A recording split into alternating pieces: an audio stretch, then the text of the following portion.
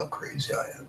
Hey guys, we are live and we're playing some BX Dungeons and Dragons. I'm running a module that was designed for Labyrinth Lord, which is essentially a BX clone. It is by Lawrence Blake, our Lawrence Blake at that, called A Promise of Vengeance Fulfilled. So essentially the party has been hired to head to the tomb of Benjamin Geiss. Benjamin Geiss was a very, very evil man, a warlock, necromancer, and overall just a bad dude. And as he was getting older and older, he formulated a plan to live forever. He brought in his brother, who was a chaotic priest, his much younger brother, chaotic priest by the name of Laris. But what Benjamin didn't realize is that Laris had turned and was now lawful and supporting the good gods. So he used this as an opportunity to lock his brother in the tomb and let him waste away and die. However, upon his dying breath, Benjamin cursed his brother, saying that he would come back and kill him someday. So as the party's approaching the tomb, they're reflecting on the fact that Laris was murdered 2 days ago. And written in his blood on the ground were the words, "It has begun." The town has hired you to check the tomb, make sure the body's still there. There is a meager reward, of course, for doing this, but you can take anything from the tomb you want, they say, although many of the townsfolk believe it to be cursed, so be weary, they say. So as you're approaching, I think we'll do a quick little character intro for you guys. You can just tell us a little bit about your character, and then we'll do our little opening scene. I'm just going to start with my left. So, Dean, if you want to tell us about your character. I'm playing Nos the Careless, a male cleric. He's wearing chainmail armor, shield, helmet, and a mace, and various other adventuring equipment. A little bit of an older fella, he's been around for a while, and he's not the most sturdy, sure-footed or strength-wise. Nice, but holy in his ways, I guess. Indeed. Perfect. Okay, so how about Michael? I'm playing Goldman Babbage, a halfling tinker handyman who people think he specializes probably more in sleeping than tinkering and handymanry. But he makes sure that he finds everything. So if it's underneath a hay pile or something, he will take care of it. He is running around in some makeshift plate mail and shield, and is looking forward to some quick cash. And Tony coming in with his character.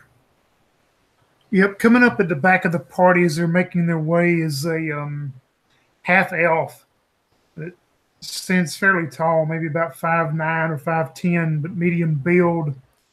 He's wearing this very thick-looking nice leather armor that appears it would be pretty noisy, but it's really not as he's moving along. He's holding a light crossbow pointed down as he has another light crossbow slung across his back. And you see this metal wooden club that's swinging at his side. On the other side is a sword that is sheathed as he's moving along and knowing what they're hired for. He just yells out at the halfling and goes, "You know why I carry 2 crossbows, don't you?" I don't know. Why is this a riddle? Well, it could Or are you be. just trying to be special again?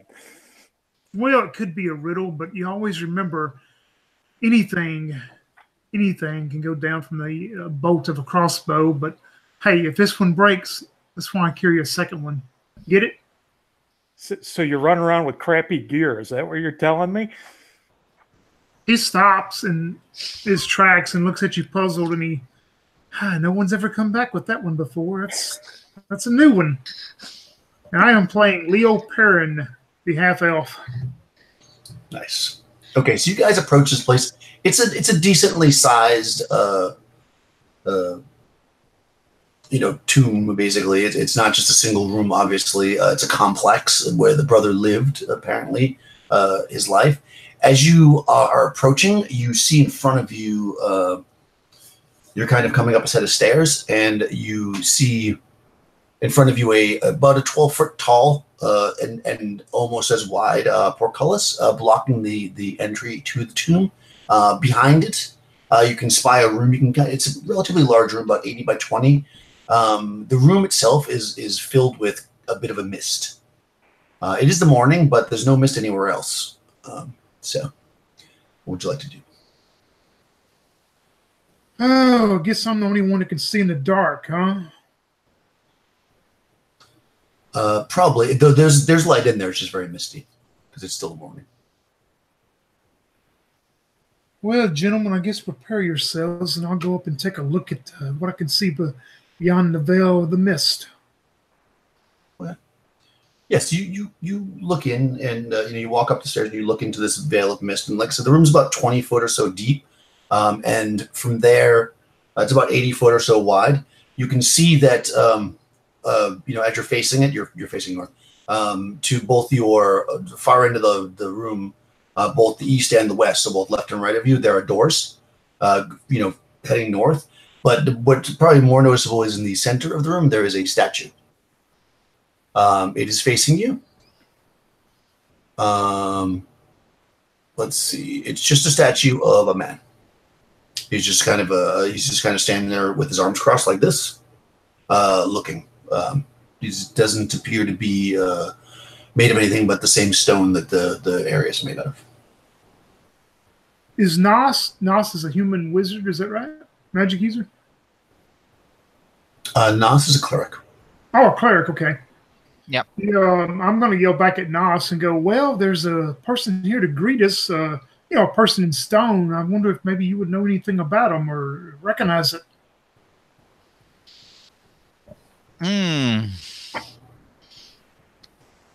You mean like a statue? Yeah.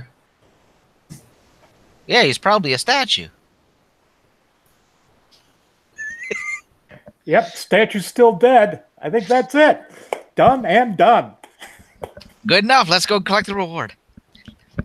It didn't even have to fire a bolt.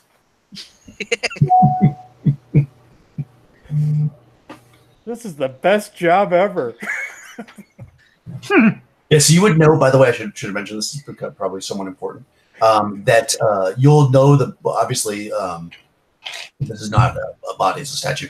On the body is going to be an amulet, and you need to retrieve that. So I should mention that before. A silver amulet with a demon's head on it.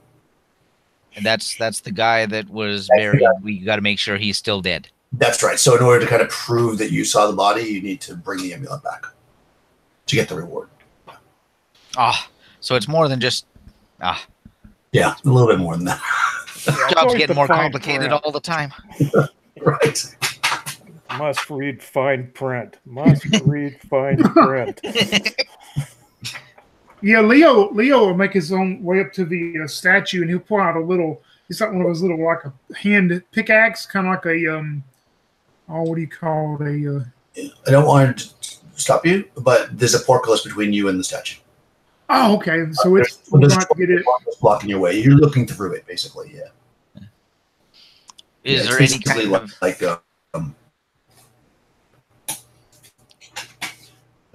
I'll just draw the room really quickly just to see if I can do that because it may have been confusing.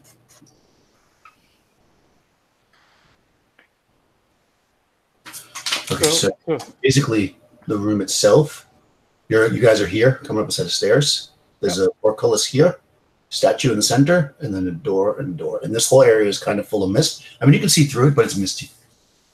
Okay. So on our side, there's no opening mechanism on our side for the portcullis then? No, there's no opening mechanism that you can see at all, actually. I mean, there's probably one on the other side, but you can't really get your head in there because it's, you know. Yeah, maybe you tall people should lift that portcullis, and I'll just kind of slide underneath there. Well, I can try. Maybe, Nos, I know you don't move too well, but maybe you can help me. He'll be fine. As long as I don't throw a hip out here, yeah, sure, let's go. Okay. What's your strengths? Mine's 12. Okay. How about Nos has 6. Oh my God! You mean I'm the wow. strongest one? you only need a 17 strength to lift it, so you barely. Between the pair of us. See, but as you're lifting it, you notice that as you're kind of lifting, it's like you're lifting it. The statue is turning, and you can even hear it kind of click. Hurry up, Babbage. Yeah. Okay, I'm rolling. I'm in here. Okay. Did you see that statue move, or was it just me? I heard something. I think you're crazy. Statues don't move. How tall up do you want to raise the statue to the portcullis to get him through? Like approximately. Do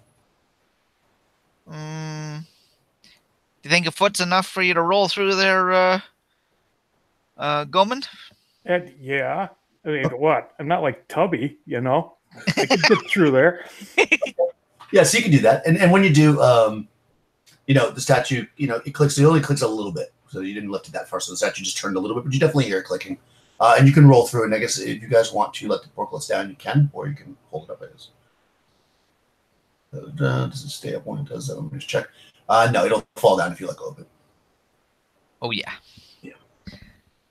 If you need to get out of there, you need to give us a little bit of a heads up because we got to get that back up again. What? You're not going to join me? Well, you can grab the amulet. I don't see an amulet. I see a statue. I see a statue that's moving. That's what I see. No amulet. No money for you then. You actually see a mechanism inside, on the far corner. So it'd be the southern wall, basically, all the ways to the east. You do see like a mechanism to crack the portcullis up. Okay, that would be helpful. I'll go over there. I will lean up against it and I will moan and groan my loudest because they can't see me, right? Nope. Definitely not. You're kind of off in the mist. Excellent. Yeah, I don't know, guys. This is awful heavy. And then I'll slowly start clicking it little by little. Okay, so you're bringing it up, so it's like, once you pass that 1 foot mark, and you go up a little bit more, you notice the statue continues to turn. Hey, that statue moves when I do this. when I go down on the levers.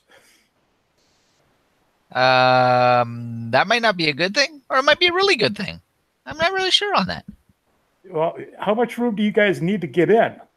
So you want me to lift it all the way up? Yeah, you're about 2 feet up now. So how far do you want to go? Well, it's hard to hold. Oh my God! Oh. I could try, but I might poke my eye out at that height. Okay, just a little bit more. Click, click, click, click. Okay, so you go up to 3 feet? Yes. Is that enough? Do you want to go more? I think I could bend under that. Yeah, sure. Okay. You notice actually at 3 feet that when you do let go of it, when they go through, probably going, so it doesn't actually fall down, it stays. Oh.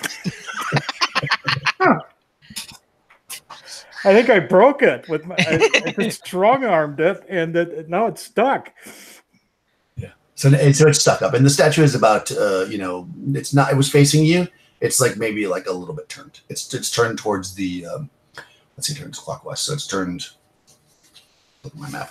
I have to look at my map upside down because it's clockwise from the direction of the statue.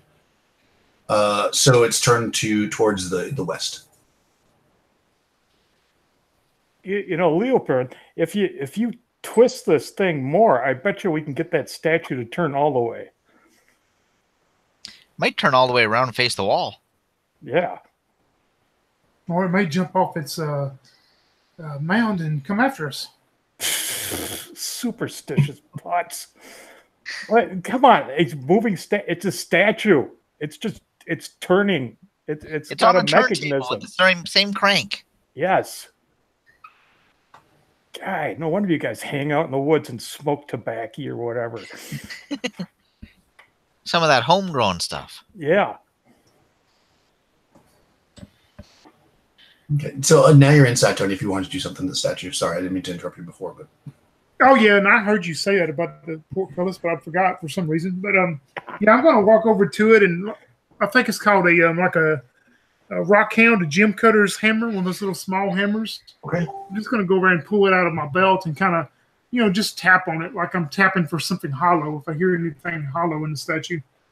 Yeah. So where are you gonna like any particular spot on the statue? You're just gonna go over the whole thing. I'm just going to start at the bottom, like the feet, and just work my way up to the top.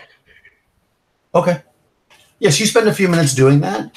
It doesn't seem to be hollow anywhere really. I mean, you definitely do notice when you get to the bottom that there's, you can see like a crack around the floor. It's obviously being turned by something, a mechanism, but it doesn't seem to be hollow.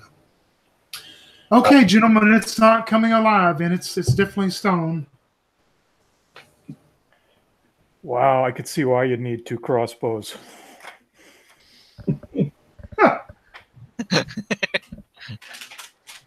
So, okay. Well,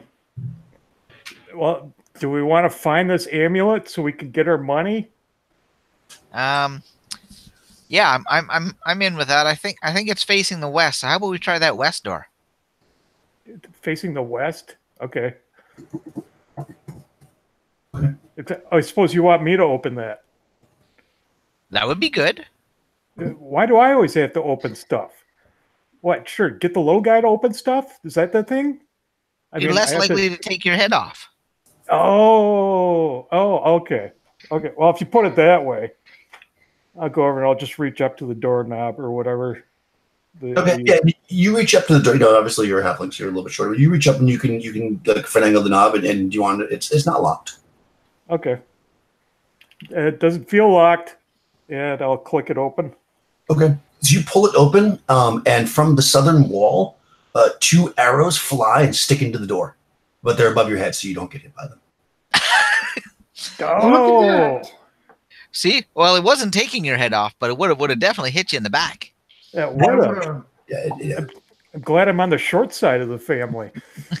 That would have definitely got me in the neck area, I think. For sure. I guess that makes me the door opener now.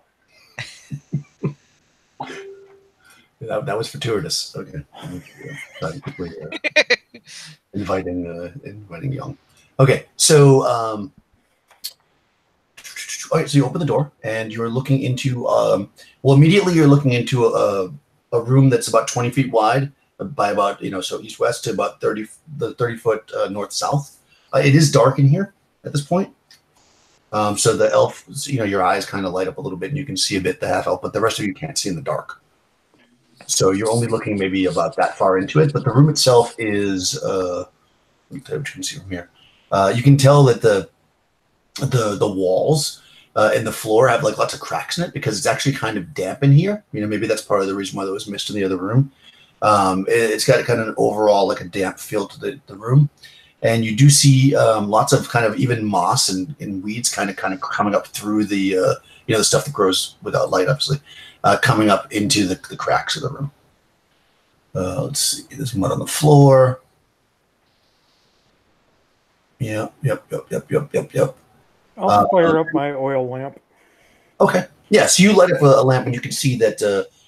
Well, actually, okay. Yeah. You probably when you fire up the lamp, you notice that in the northernmost corner, that the whole floor is kind of cracked and there's like moss coming up and stuff, like I said, and dirt and mud. But in the edge, 6 or so long by about 4 foot wide, but not exactly rectangular area of just completely flat gray stone. Leo looks back towards Babbage and he goes, "Where's our companion at? He said something this morning had to stop in the woods because the breakfast didn't settle with his stomach well. That well-armored paladin that we have? He's caught up with us yet." The mitten guy? And you turn around and Young. Whoa, guys. Whew. It took me a little while to catch up with you. That's okay. You shouldn't We have could have second used you with the breakfast. portcullis. Oh, yeah. Oh, boy. I was amazed to find you guys over here. I thought I lost you guys for good. Well, you probably had your helmet on backwards. Oh, well, it happens once in a while, you see. Okay, so I lowered. The sound was acting weird for me, so I lowered my resolution. So if you guys are wondering why I'm blurry now. So yeah, to restate, you've come in through this door that's on the south wall. The oil lamp is lit up now by the halfling. You can see that you're in a 20 by 30 foot room. Most of the floor is covered in mud and cracks and moss and such. In the northeast corner, there's a flat part of this. It looks like flat stone, just clean flat stone. But on the northwest side of the area is a hallway heading off to the north into the darkness. So, Nosh, you feel like this should be the careless way we go, huh? Yeah, I think we need to. Find something to find our way back to this door, and I think I got just the thing. I got a ball of string. I'm going to tie it to the doorknob here. Oh, nice. Tying a string to the doorknob? Yeah, so we can get back to this door in case we get too deep into the crypt and can't find our way out. Just have to go down a hallway. It's just a hallway. Yeah? There's probably a crypt right at the end of it, right? I mean, how big could this place be? It's just got a couple of dead people in it. Sure it does. Yeah, okay. Okay, well, you play with your string, and I'm going to go down the hallway. Okay, so you're going to start to walk down the hallway. Yeah. You can tie the string on the back side of the door, no problem. There's a handle there. Okay. Pretty easily. Let me just quickly check something. So go ahead and roll a d6 for me, Mike. That's a 5. Okay. You are not surprised, thus can quickly step out of the way when you walk past that. You got to walk past it to get to where you're going, that flat part of the stone, and it seems to reach out and try to strike at you, but you're able to quickly move past it. And you do see now that it's kind of starts to bubble and come to life, and yeah. So you guys are you're seeing this stone kind of forming and wanting to strike out at the halfling. So Yeah. what you guys want to do? I was going to say, but I was going to probably be about 10 or 15 feet behind them. So Okay, yeah. So you're in the other side of it. So currently he's just in this northern corridor. The bubbly stone is kind of moving towards him, gonna basically cut off the path between you and him if you don't do something quickly. And you guys are all still in the room. is it like in the form? I mean, it's formed in like a humanoid shape, or it's just like a No, it looks almost like mud, but stone. So it's just kind of like reaching out. I'm just going to shoot a crossbow bolt at it. All right, go for it. Let's see. Ooh, 19 on the die. So wow, that's negative something. Wow, and max damage too. 6. Oh, nice. Let me roll 10 points. Okay. 6 damage. You said. Let me roll this thing 10 points. Okay. Wow. Okay. That definitely seems to have hurt it. From what you can tell, because it reels back. What's everybody else doing?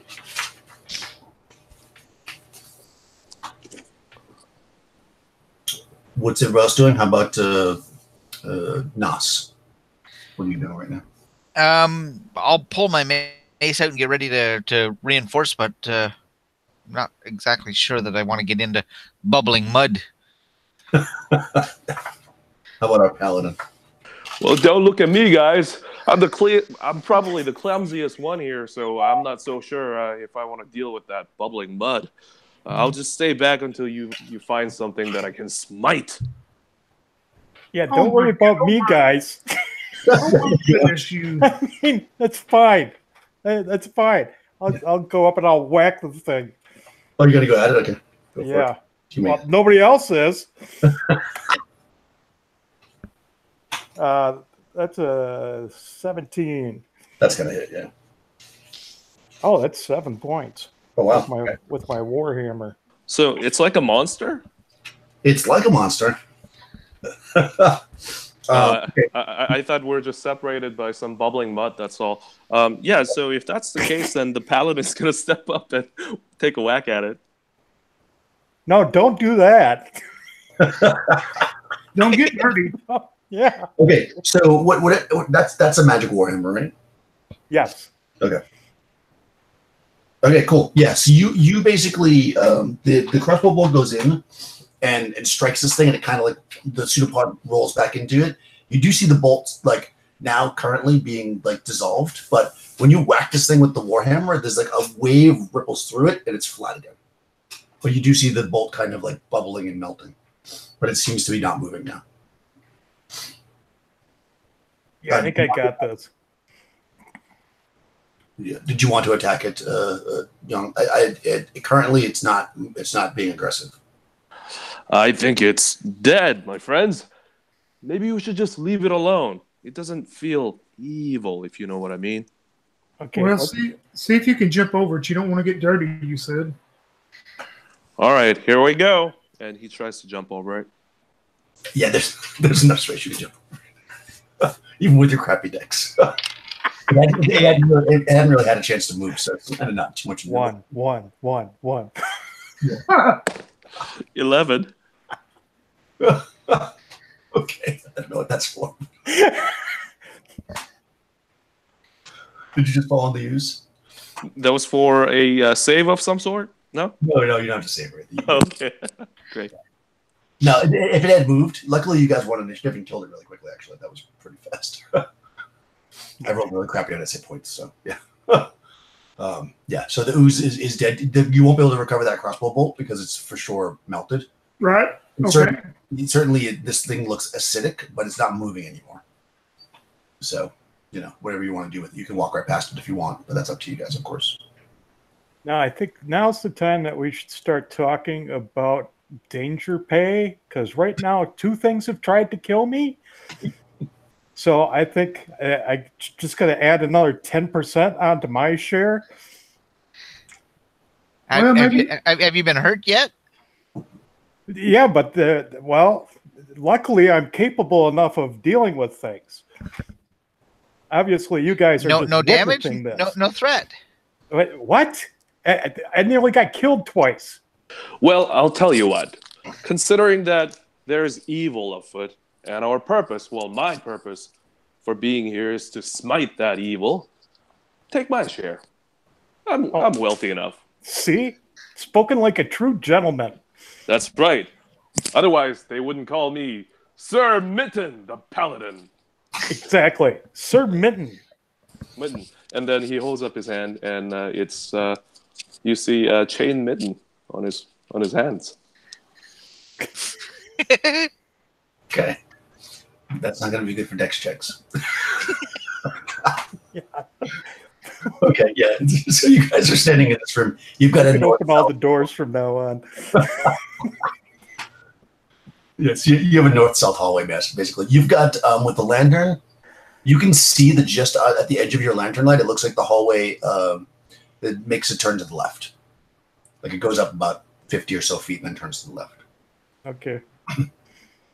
Do you guys want to lay more string, or shall we just walk up there? We're just the string to get dissolved in an ooze. Let's just keep walking. Okay. Yeah, I'll take it off that doorknob. We'll put it on the next one over here. We can still find our way out from here. Do you want me to wait for you to untie it? Well, my friends, if I could find the way down to you guys without the use of the string, I'd say we got nothing to worry about. No, the string is important because we might get lost. Right, but it's a straight hallway. Well, no, it's bending a little bit, but and the door I tied it to, we could see the entrance. Yes, the outside. Although I'm looking right past you, and I'm seeing the entrance now. That's true. Still, you never know. It's not a bad idea. It's not. If you're a cat. I'm no cat. I'm a Trust me, paladin, I'm my no friends. cat either.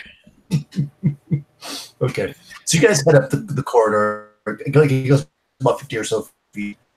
And then left, which is the west. It only goes about 20 or so more feet, and then there's a door to your right, and then the hallway ends, basically. So you've got a door to the north. Okay, which way, guys? Maybe I should kick down the door. Or you could just open it. Yeah, that's no fun that way. No. No, go ahead, kick it. What if there's some evil doers waiting for us behind the door? That's- We would have that's that element of surprise if we kick it down. No evil doers. No They're just evil being- statues. No evil doers. Just some bubbly muck and some arrows so far. That's what Sir Johnson said before he was eaten by a kobold. Oh my gosh! I opened the door. Evil doors? So you pull the door open. It opens pretty easily. You're looking into a room that is, it's a large room, actually. It's about 40 foot north to the south, and it's about 60 foot east-west, and you're way over on the west wall. This room, so you're coming with your lantern. You're not quite lighting the whole place like cleanly, but you can see flickers and you can kind of see the shape of the room.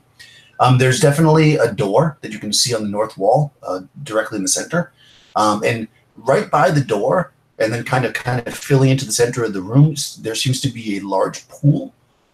This pool is smells kind of rotten, and it's very, very dark. And as your eyes kind of settle on it, you can see that it's it's kind of like a very, very deep, deep red, and around the edges you can see it's like dried. Probably with the amount of experience you guys have had adventuring at the level you're at, you would recognize this is clearly blood. Oh, bloody hell. He walks over to the pool, Okay. takes a look at it, and he looks around for a pebble. Okay, sure, it's a pebble. I'm sure why. They can be both. He picks it up, he looks to the other friends and says, well, perhaps we shall disturb this pool and see what happens. And he tosses it into the pool. Just a moment.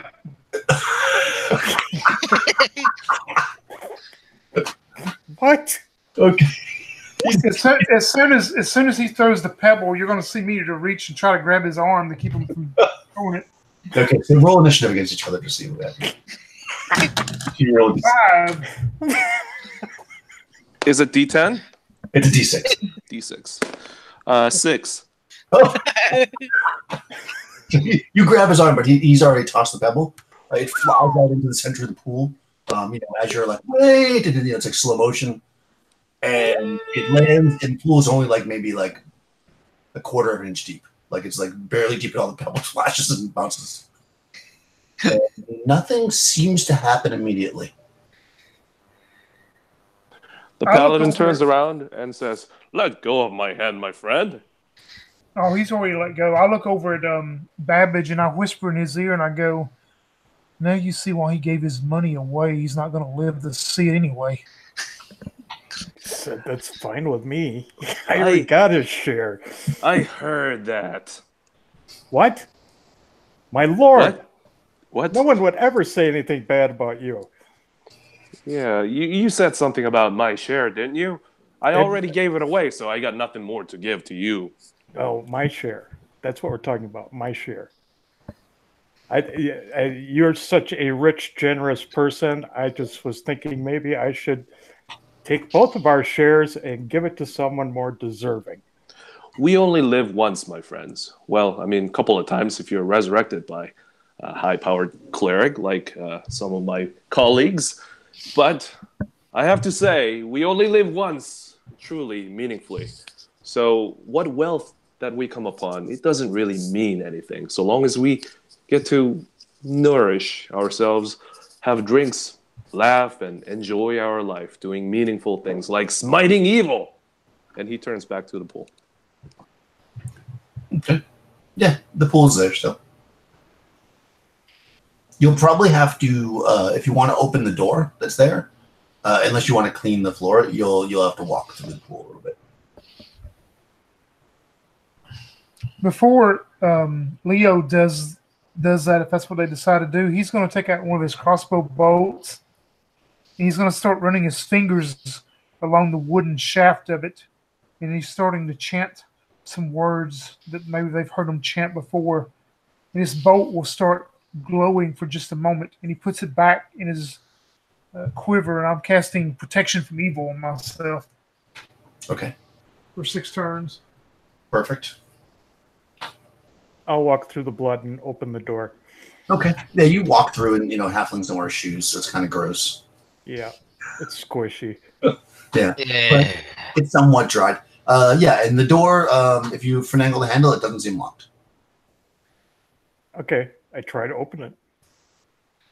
Okay, you open the door, and there is like a gust of just the most disgusting smell you've ever seen before. And basically, you pull back the door, and you're looking, and what you see in front of you is, I guess, the torso is the best way to say it, of a very, very large individual. Seems like what am I doing? I'll show you the picture.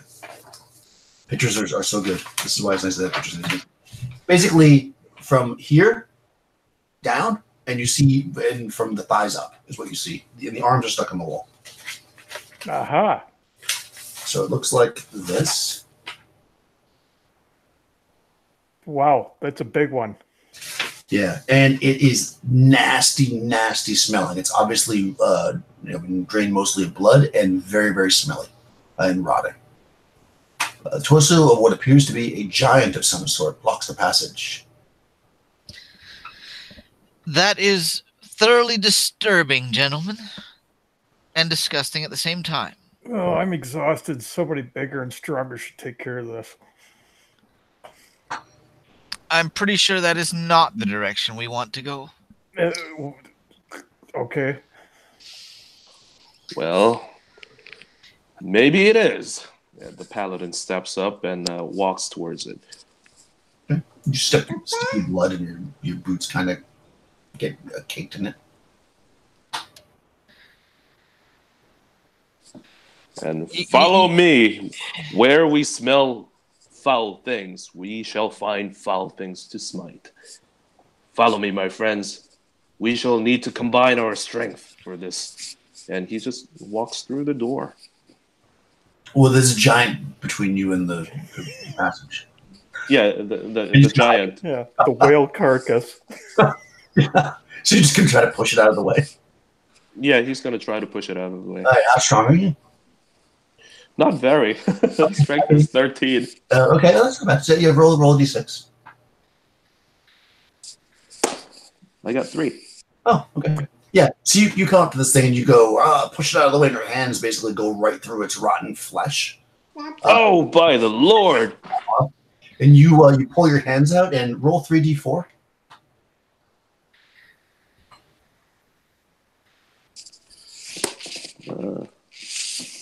Three, 1, 7. 7. Okay. 7, like basically kind of worms about this long fall out and start working their way under your armor. Yeah! He shakes himself. Roll attacks for them. Hold on a second. All right, let's see. You're being attacked by 7 worms. What's your AC? My AC is he doesn't have his shield on right now, so Yeah. it's 2. 2. Okay. 2. I'm sorry, 4. 4. Okay. 6. That's 2. 3. Actually, let me check my 2 hit there. Oh no, that just misses. Last one. Okay. 4 of them managed to get under your armor and start to burrow into your skin. He starts to scream and say, "Get it out! Get it out!" And he's hopping around. What's your Burn them off! Burn them off! He's trying to take off his armor, but what do you need? You just want to pull off like your gauntlets and stuff? Yeah. You get to them? Yeah, you can do that. I'm not doing anything special for that. So you're doing that. What's everybody else doing? If there's any of the ones left on the outside brushed on the floor, I'm going to try and smack them with a mace. Okay. Go for it. I don't have a I don't have any torches to burn them out of his skin. Yeah, you can kill a couple of them with the mace. Do I take any damage? You don't take any damage yet. How about the halfling? This is gonna hurt you more than it hurts me. And I jab the torch into one of the wormholes. Ah! So go ahead and roll a d6 for damage. 6. Okay. That's both good and bad. Our paladin For the love damage, but that was enough to kill all of them. There we go. Yeah, and you see see his teeth and you. Yes, you take 6 points of damage as you pull your gauntlets off, and the halfling is able to burn away these worms. You do see that there's more of them falling out of the giant's body, though, and they're kind of littering the floor now. Burn them. Okay. Burn Give them. me a second, gentlemen, and stay away from them. We shall take care of this. He pulls out a ceramic jug. He pours a little on the floor in a big circle there that kind of just pours down its oil. And he gives a good splash up onto the carcass. That should do it, and uses a pint of lamp oil on them to provide some light to burn away the carcass and everything. Go ahead and drop a torch on that, gentlemen. Okay, I will touch the torch to the oil. I don't need to throw my brass torch away, I don't think. You do have a fancy torch. Yes. Oh, okay. Yeah, you light it up, and sure enough, they start to sizzle, and the giant goes up in flames, and it takes a little bit, and it's really smelly and kind of smoky, but it's definitely burning away the worms. You guys just want to hang out here while it's happening? This is disgusting, gentlemen. Yeah, let's move away from the stench. Oh my lord, I am burnt. And you're pretty certain that a paladin is crying. Huh. Is that the first time you've had a burning sensation, my lord? Well, when I was pushing against that carcass, I hadn't thought about being burned. But at least those creatures aren't boring into my skin, so thank you. Thank you, my friends. You're welcome. I will do that to you anytime you want. Thank you, and yeah, let's move on. Okay, so this corridor is at least for the next turn or so is going to be blocked. If you want to hang out in here, you can and wait for it, or you could backtrack, or what do you guys want to do? Suggest we try another corridor. This one is rather disturbing at the moment. I agree. Let's go somewhere else. Sure. If we only had string laid down, know where we went. But it would burn up. Well, it's back out on the other side of the door here. Why we can get back to the last intersection. Oh, there we go. Yeah, you can go back. Yeah, so you follow the string back, down to where you can now see the entrance again, and you're kind of you go past that oozy thing that you killed, and you're standing in that front entrance that has the statue, the mist, and a door to the east, but the northeast, north wall, eastern part of the wall. Try that other section. Okay. Now, when I open this, everybody duck. I'm going to Or maybe stand we over should by all the statue. jump. How about you jump? I don't want to be 50-50? anywhere near it. High, low? I'll go over and I'll reach the handle. Okay, yeah, is anybody else going with that then? No. Okay, yeah, I didn't think so. Oh, yeah. Of course not. This time, Paladin takes out his shield from his back, and he's bracing himself. Okay. Yeah, so he opens up the door, and two arrows fly and stick into the door just above your head, so they don't hit you, obviously, because you're short. Four times now. You're looking into a room that is 20 by 30 with the door on the northern wall. This particular room is it's set up like a almost like a temple, and immediately the Nos is going to feel a little bit uncomfortable because it's definitely more of an evil temple. There's a small wooden altar. It rests close to the east wall. The altar is about 4 foot tall, rectangular, with paintings of flames. and what appears to be a devil's face.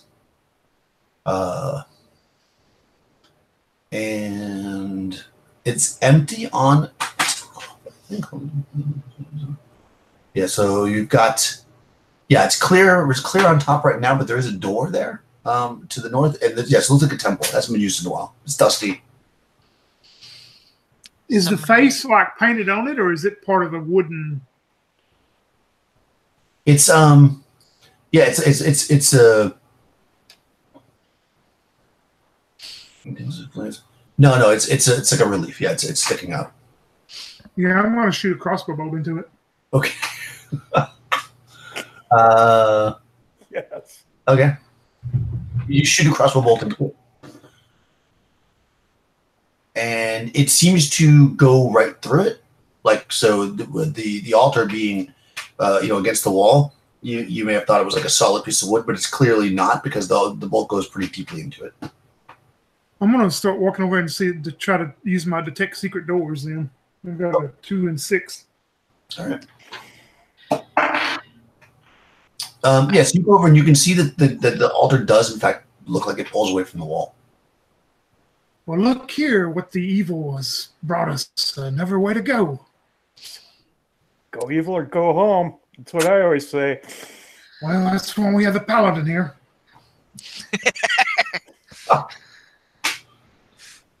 Okay. So what do you want to do? You've got basically the altar. It looks like it slides forward, and you have the door. If it's easy enough for me to move the altar by myself, I'll move it to look behind it. Okay. Yeah, you can pull the altar. It slides pretty easily to the side. Clearly, designed as like a secret compartment, less so than a door. And inside, you actually see a bronze bottle. A bronze what? I didn't hear the last word. It's a bronze bottle. With bottle. Yeah, it's a bronze bottle with a cork. Yeah, I'll reach in and grab it, but I'm not opening it yet. I'm showing it to everybody. Yeah, you grab it and pick it up, and you hear jingling, like there's something inside of it. Who wants to open this? And I'll reach and hand it towards the paladin. There's one thing that I've learned over the years. If there's some strange bottle that you find in a depth of such an evil temple, we shouldn't open it. No, I thought maybe you could bless it first, or put a blessing or whatever on it. Oh my gosh. Comest thou? Do I look like a priest to thee? Yeah, get the priest. Get the superstitious one. Indeed. Go do your mojo, priest. Bless the bottle before we open it. Let's see. It's rattling, not sloshing.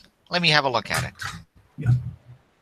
If you take the bottle in your hand, it feels, it doesn't feel like super heavy, like it's full of liquid, and when you jingle, it's like there's something inside of it.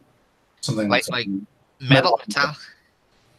Yeah, it sounds like metal on metal. Something metal inside of it is jingling around. Is it stoppered or corked or? Yeah, it has a cork. It's stoppered with a cork. Stoppered with a cork. I just pull the stopper on it and try and pour whatever metal's in there out on the floor. Okay. So you grab the stopper and pull it, and you feel a pinch in your finger. Give me a save versus poison. Uh-oh. Poison.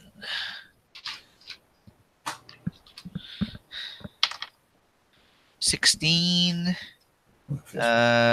Poison is 9. So okay.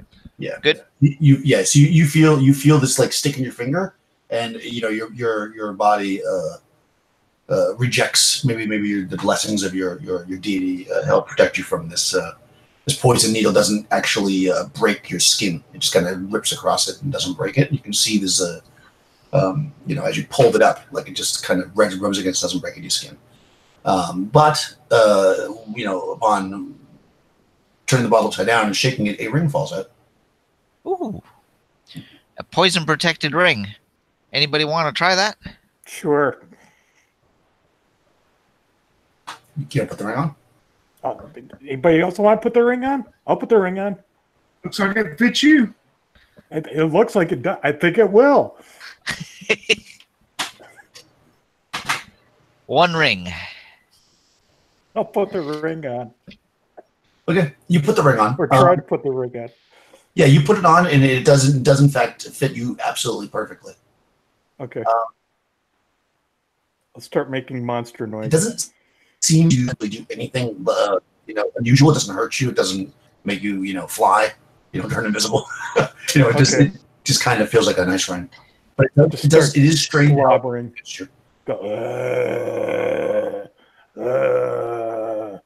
He's moaning. Yeah.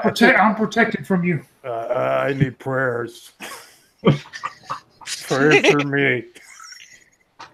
This ring is killing me.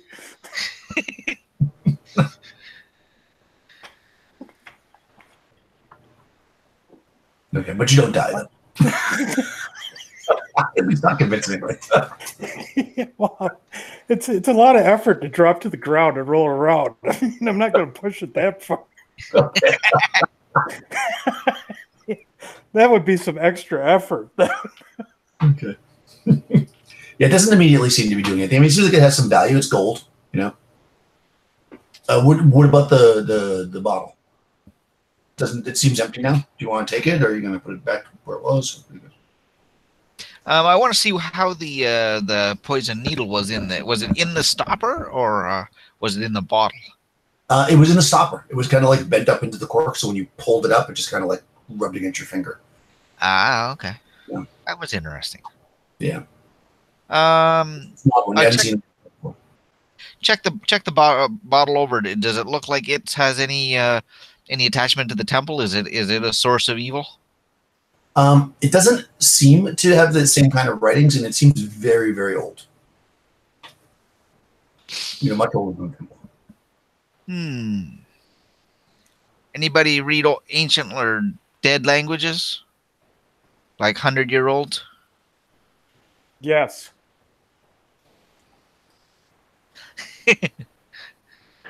Not I.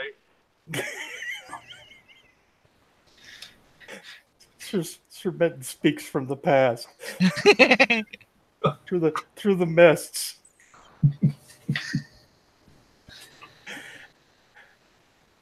Well, do you want me to read it? Sure, if you can read it. I can read it. See, look at this. You just follow your hand around it. I think it's because of this ring. Look at it. It says, "You guys are a bunch of superstitious twits to think that anything could go on with these letters."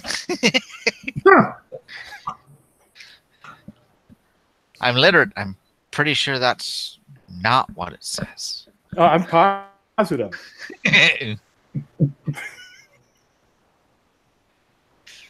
See, right? I think it even says your name. Look at this. Nos. Superstitious twit.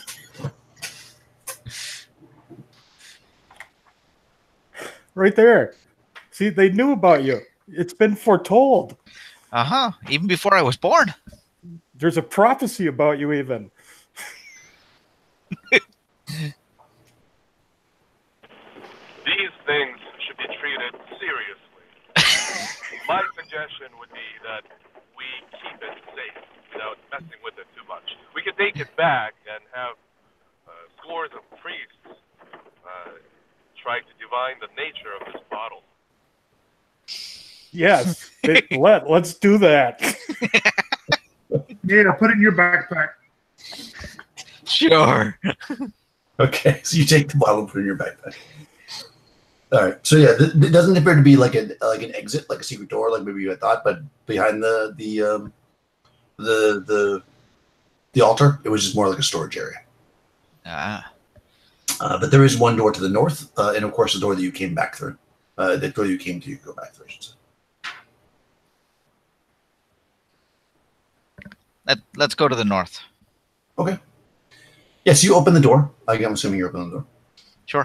And you're looking up into a hallway. You shine your torch up there.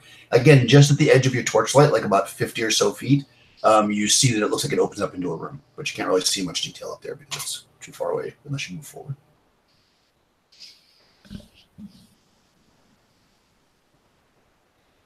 So I'm assuming you're walking the hallway. And you head up into this room that is roughly 40 by 40. So you come into it, and you can see the door on the north wall. Most noticeable in this room is that there is a large amount of bones scattered on the northern part, close to the door, kind of that northern part of the wall. There's bones. Without further investigation, you can just tell they're bones from this distance.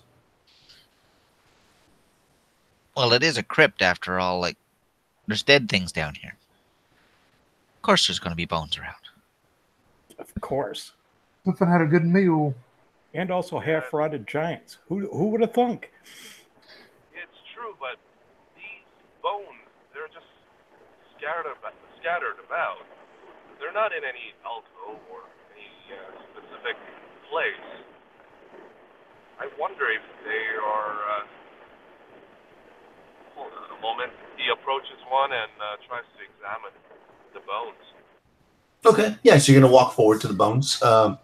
You notice that they look like they're burnt. And they do look like they're human and demi-human. Well, they look burnt. Some creatures may have eaten the flesh off of them after roasting them. Who knows? Or maybe they tried burning them.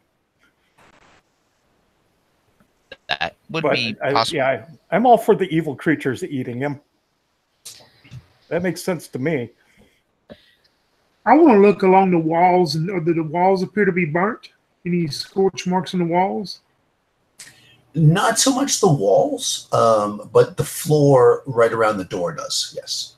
And the roof.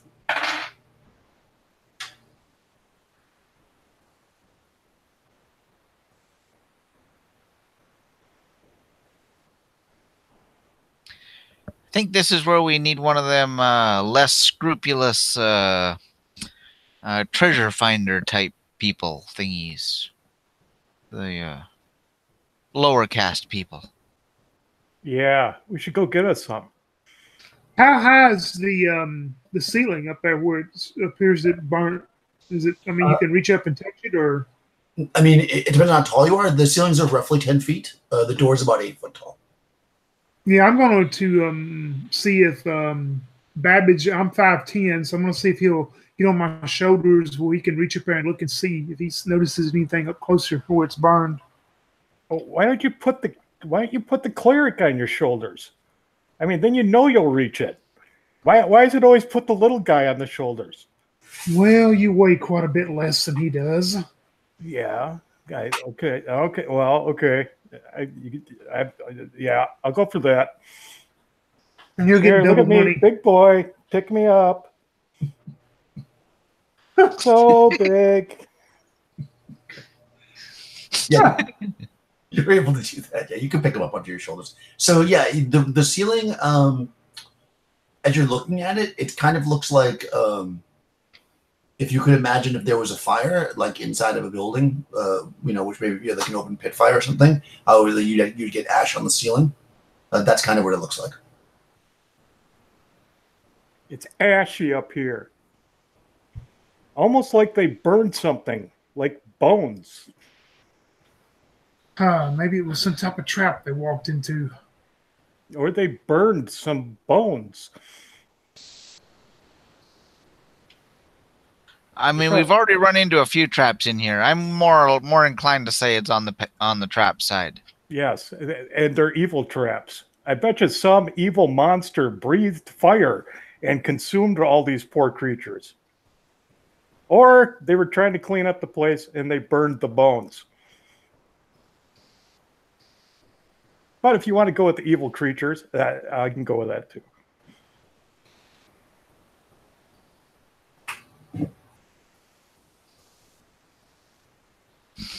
Uh-huh. That's exactly what I thought. It's always dragons. Oh, and now it's dragons. I just want to find an amulet. Can we just find the amulet? We're trying to find the amulet, but we keep running into these things that are trying to kill us first. Yeah, like burnt bones. That's what we've run into. Burnt bones. And bad stop-eared little bottles. And a couple of arrows. And so far, I think, 4-1. You got one that will think that tried to kill you. I have 4 right now. I think we're doing okay. An arrow in the back won't kill you much, especially when you're as short as you are. They just miss. Exactly. Ah, now them gross little worms. They were that was nasty. Yes. Nobody should go up to their elbows in rotting giant. That's just not friendly. Over Hopefully some that more wasn't the doors out friendly here. No, you don't see any of the doors. There's just the one door to the north, the hallway that you came from the south, and you don't see any other ways out of the room. I'm gonna take my little rock hammer and spend 10 minutes to go around the walls trying to find a secret door in here. Then. Okay, so you're looking around for secret doors for a little bit. What's everybody else doing? Contemplating that door at the end of the hallway there to see if we can actually get without setting off a fire trap. It's the door at the end of this door, and I'll just walk up to it. While everyone's doing that, the paladin's gonna examine the bones. He's gonna pick one by one, and try to bring it up close to his face to see if he could discern anything more about it. Okay, yeah. So you're gonna examine the door. Sorry, Goodman. Or are you opening the door? I'm opening the door. Oh, okay. Yeah. This one is hard to open, so you'll need to make an open doors check. Oh. Yeah, so you got to roll a d6. D6. That's a 4. 4. You are unable to open it unless you're got a 16 strength. Which I don't think Hey, I need you big. What's strength? 16. No. I need bigger people here. Yeah, you're pulling on it. It seems very, very stuck. Well, maybe we can work together. The paladin walks up there and tries to give him a hand. Yeah, let's both of us put our hands on the doorknob.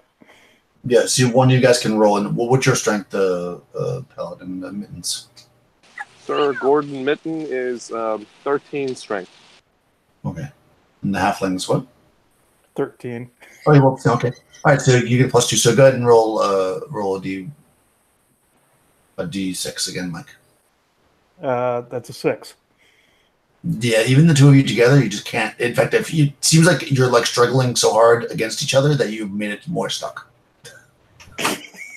While they're doing it, I'm still tapping, hoping that I find the secret. Yeah, you by the time all this happens, you circle back around the room, having not found any other ways out, and you see they're both struggling. One's pushing and the other one's pulling, so they can't quite figure out how to get the door open. Oh, well, I guess I can come over and try for you, gentlemen. I'm not that strong, but I can try. Yeah, why don't you work this out? I have a strength of 12, so... I'm exhausted. You guys work it out. This is... I rolled a 6.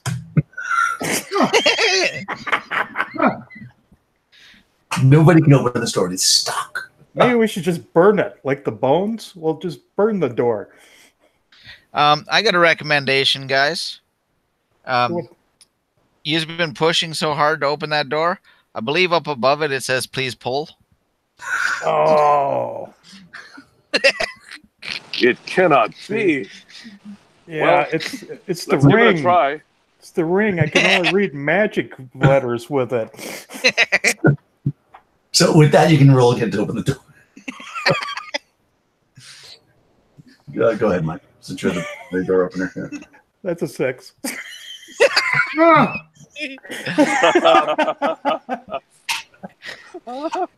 Babbage, that's your other pull. The other pull. Oh, the other pull? Oh, that's a 2. Yeah, I mean, short of like hacking your way through the door, you feel like you just can't open the thing. It's stuck. Yeah. I'm exhausted, guys. Really, this door has done me in. Oh. You want to try to burn the door down? I'm going to take a nap in the corner. You guys just figure out how to get this thing open. Well, we could go back and try and go through the giant now. Yeah. I'm convinced that there is some great secret waiting for us beyond this door. So let's bash it open. Everybody, actually not everybody. Sir Mittens and Leofren, Lirparan, All right. roll 3d6 under your wisdom, if you can.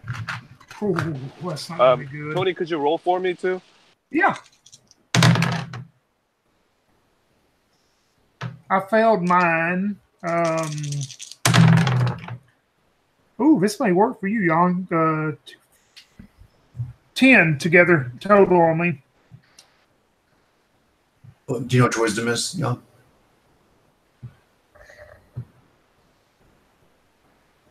It's definitely over 10.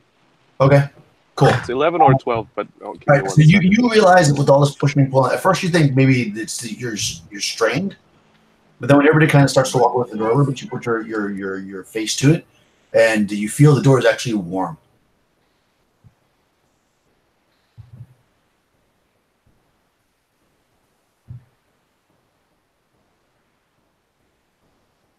He relays that information to the rest of the party. I feel that the door is quite warm. Well, usually warmth has something to do with fire, so I wouldn't suggest us opening it. Do you smell anything burning? Us, I think soon. He looks back at the burnt bones in the back. Maybe you are right. Maybe we shouldn't open this door.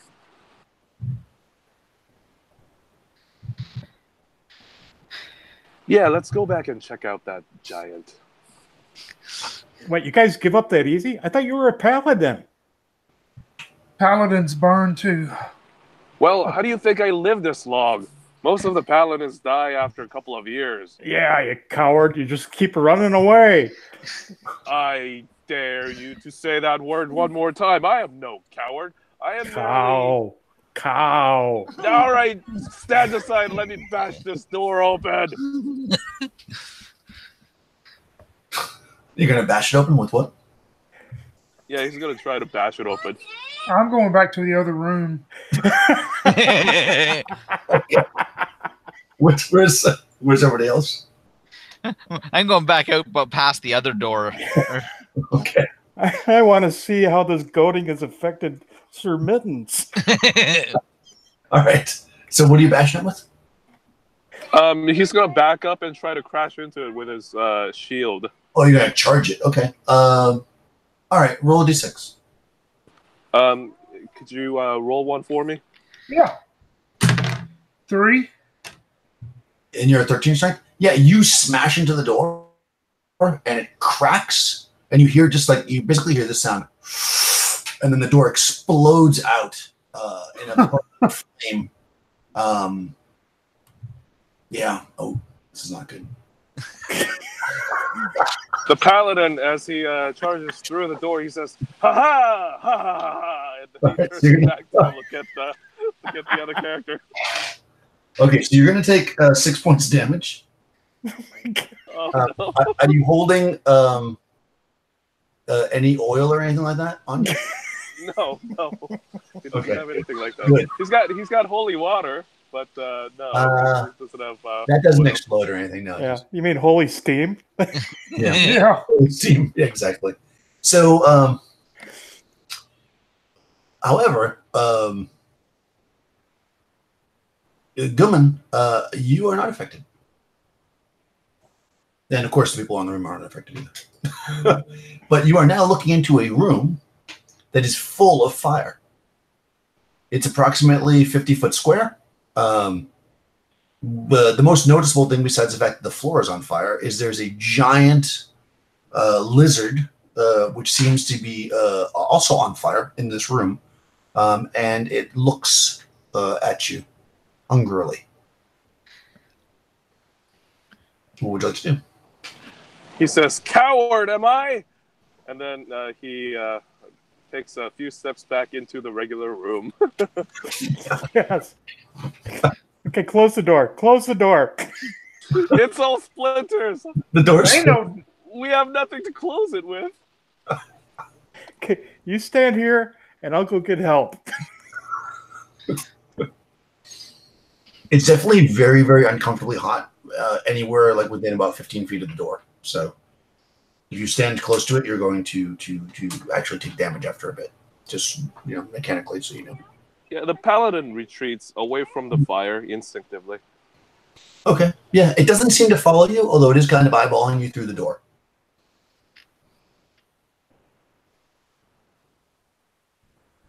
So what do you... Oh, actually, the two of you that are in there can roll 3d6 under your wisdom. I guess you need somebody to roll for you again, Young. All right, I'll roll one. Whew, good again. 6. Okay.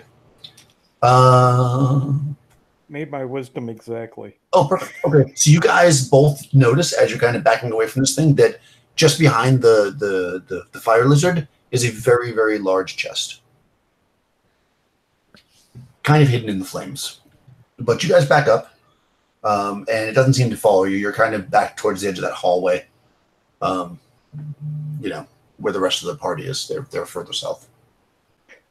I heard really brave paladins can just walk through fire. You are insane, my friend. No, you're blessed. That's what I heard. That you're blessed. You can walk through fire and go get that chest. You got one thing right. It both starts with B. I was burnt not once but twice. And you're welcome. The paladin actually, at this point, lays both of his hands on his own chest, and you see him looking a little better. He's healed for 16 points of hit point damage back to his regular old health. Okay. Damn. All right. Yeah. See, Yes. Now you can walk through fire. Why don't you just speak to the lizard and see if the lizard will bring it to you? Well, how about this? I goad it, and if it gives me chase, we could lock it away from that room, and so that we could access that chest. Sure. Yeah. I know. Let's open the portcullis and turn it loose on the town. Well, that's a bad idea. That's definitely not a good thing to do. No. It'll I keep them disagree. distracted. Well, shoot it with something. I don't want to get too close to that fire and get If only burnt we had again. someone with crossbows. Unless I have to, I'm not going to get close to that thing. If we walk up at us, how big is this lizard? I mean, what are we? Okay, so the lizard is about 20 or so feet long. Oh goodness! Yeah, it's a big lizard, and it appears to be kind of like on fire, like there's flames coming off of it. Kind of looks like a salamander, basically. Where the chest is it like is it flames around the chest too? Yes, the entire room is in flame, almost like but it doesn't seem like there's anything burning because it's a stone room, but there's flames coming up through the floor. Yeah, you would and the chest itself is kind of like in the flames, but it doesn't seem to be getting burnt. Does it appear to be like I mean, it's a big chest, like it would take more than one person to handle it? Yeah, I mean, it would. Yeah, it would take at least two people and they wouldn't be moving quickly carrying it. It's a large chest. Yeah, so much for that idea. Well, actually, it says it's a medium-sized chest, but based on what's in it, it's pretty big. Yeah. Well, comrades, any ideas on how to turn off that fire? Maybe the lizard controls it. I'll shoot the lizard with a crossbow. Okay, so you're going to walk up to the doorway and shoot the lizard? Yeah, enough where I can look in there and see the lizard. All right. Yeah, you walk up. It's definitely warm. So, if you stood in a position that you can shoot the thing for very long, you're going to take damage, but you won't just for one round. But go ahead, make an attack. Hot dog, armor class 2, but only 1 damage. Okay. Yeah, so your bolt flies in, sticks into the thing. It kind of just like barely kind of sticks into its and it kind of shakes and the bolt falls out. Yeah. It kind of looks at you and roll initiative. A 4. 5. All right, it's going to go first. It charges you. I don't think it has a breath. No, it actually does run out of the room at you because you're in the doorway. So it kind of comes out and sticks its head out and it's going to make an attack at you. Let's go on. Oh, okay. It has 2 claws and a bite. So first claw. Ooh, jeez. Let's see if that's going to hit you. 1 hit. Oh, God, that hits for sure. Oh, the bite does not hit. That's good. The bite does the most damage. So you get hit with 2 claws and it bites at you, but it's you're able to dodge away. So 1 and 3, so 4 points of damage. All right. Let's see. Okay, you also are going to take, because it just being near this thing, you take 8 points of damage from the heat. Good Lord. Okay. Because I just yell back at the party and go, "Okay, smarty pants, I shot up the crossbow like you wanted." Now run! And then Yeah, I'm gonna do a fighting retreat for sure. Okay. So back up. I'll do a sling bullet to cover him from the other door. How far away will that make me? You can be in the hallway, but not really from the other door because the door's at the end of the hallway. So Okay, you could be if you want to be like kind of out of view because you're at the corner, you're about 30 feet away. 40. yeah, that's good. That's good enough for a sling. Oh yeah, for sure. In fact, I think you're in short range. So you probably get +1. Rolled a 16 with a -2, 14. Right, and then +1. Gives me an armor class 3. It bounces off, doesn't quite penetrate. Okay. Okay, but you're covered. You're fighting retreat back, Tony. You can actually, because you're only in leather armor, you actually can get all the ways back to him in this round. No problem with that. All right. What's your boss doing? That didn't go. So Yang and Michael. What are your characters doing? should we fight it or should we have it give a chase? Do you not see what it just did to me, you fool? Feed the giant to it. I mean, gets a full belly, and then what's it going to do? Lay down and sleep. That's what I do. Big meal. I'm going to go get the giant. Okay. Better part of valor. Let's get it to the giant. Okay, so you're heading towards the giant? Here, lizard. Okay. Let's see. What does this thing say? It does, in fact. Magical fire. Doors open. Okay. I'm trying to see if it'll follow you or not because it does say it now.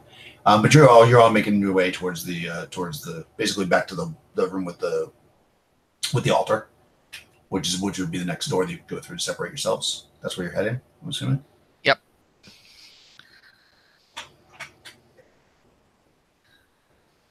Magical fire. I literally just read what it said. Okay, it'll go there and it'll go there. It tells you where it'll go. Okay, when you get to the door, it does not like you go through the door and you see it kind of working its way down the hallway, and when it sees you go through the door, it turns around and goes back. Some kind of guardian, I think. I think we best go around. Otherwise, we'll end up as charred as those bones were. I got an idea. Maybe we can punch a hole in that door here, close it, and then shoot it from behind. Yes, because that worked so well the first time we did it. Well, I bashed the door the first time, so we didn't have any door to bar it against. Yeah, because we could bash it or we could punch it. Let's punch it this time. I don't want to get too close to it. I want to stay behind something. Being brave doesn't mean being stupid. That's right. That's right. I'm glad you got one of those things going for you. Well, what good could a paladin do? Dead, right? I gotta survive to smite more evil doers. Yeah, I think of it, I take the more reasonable approach. Certainly, that is reasonable. I'll go get the lizard, and you wait here. No, it's got its back turned to us. Yeah, so right, because it's going to go back to guard the thing that it wants to guard. So I'd say if we close the door right now, we can punch a hole through this door, and then Yes. shoot it, and then wait for it to go back again and try to do it over and over Or we again. could just stand in the doorway and shoot it from there. But we don't have the door over there. I bashed it, remember? Oh, that's Conversation right. it's now not in your view anymore. Like it literally, because basically the hallway is like here, and the room is off to the side. So it came like out here and just went right back. It's not. You can't even see it anymore. Yeah. See, I'm going to go get them. It'll be fine. I'll distract them. You guys run by and get the thing. No, I'll Just get the distract chest. him. It would lay heavily on my conscience if you were to get hurt. Yes, I'll that's distract true. it And out since I of the already room. have your share, that's fine. You go ahead and distract it then. For the recovery of that amulet, let me risk my life. And then he goes in there. It's like, when it's giving me the chase, you guys make sure to go in there and check out that chest. And he goes in there and says, "Hey, you! Ugly! On fire! Try me for your next meal." And he yells at it. Okay, so you're gonna go back towards that. Everyone else is staying in the altar room. No, I'm going to go running back in there. No, you're gonna go back to where the salamander is. Yes. All right, yeah. You guys run back to this room and you see this. It's back in the room, back in the fire room. And yeah, you yell at it. It doesn't. It just looks at you. It kind of gives you that look, like, oh yeah. Yeah, Oh, that look. yeah. You know, it's not. It's not. Let me say, it seems more intelligent than just an animal. By the way, it's looking at you. So it's more intelligent than Sir Mittens? Yeah, it's studying you, and Okay. it's back in the flames and it's looking at you. I will stand with my hands on my hips and give him the same look back. Okay, so you guys are having a staring contest. Yes. Sir Mitten says, "You there? It seems like you're an intelligent creature. Maybe you could talk with us, reason with us. I've been trying to talk with it. Tell us what's in that chest, and maybe we shall let you live." Okay, that's what you're gonna say to it. Yep. It looks at you, and it doesn't. It speaks in its language, which you probably don't speak. Is anybody neutral? Yeah, the elf. I am. Okay, perfect. Are you there? Yeah, Nos is too. Okay, yeah. So first it speaks in a salamandery language, which you don't recognize, but then it switches to neutral to try that, and it says, "Why are you trying to steal my treasure?"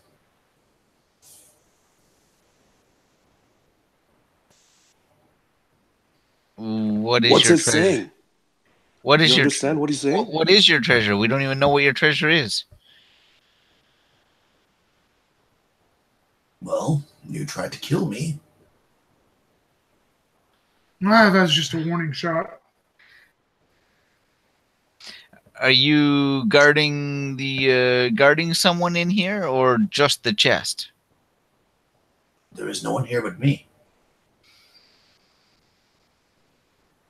How did you come to be in the middle of this family's crypt? Oh.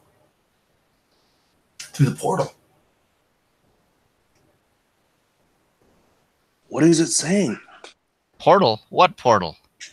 That does not sound like a good thing to have in a family crypt. The ways of the universe are not controlled by you or me. Now leave before I turn you to cinder. Could we bypass your room and not take your treasure? There's no way out. Look for yourself. And it waves its hands around. There's no other doors out of the room.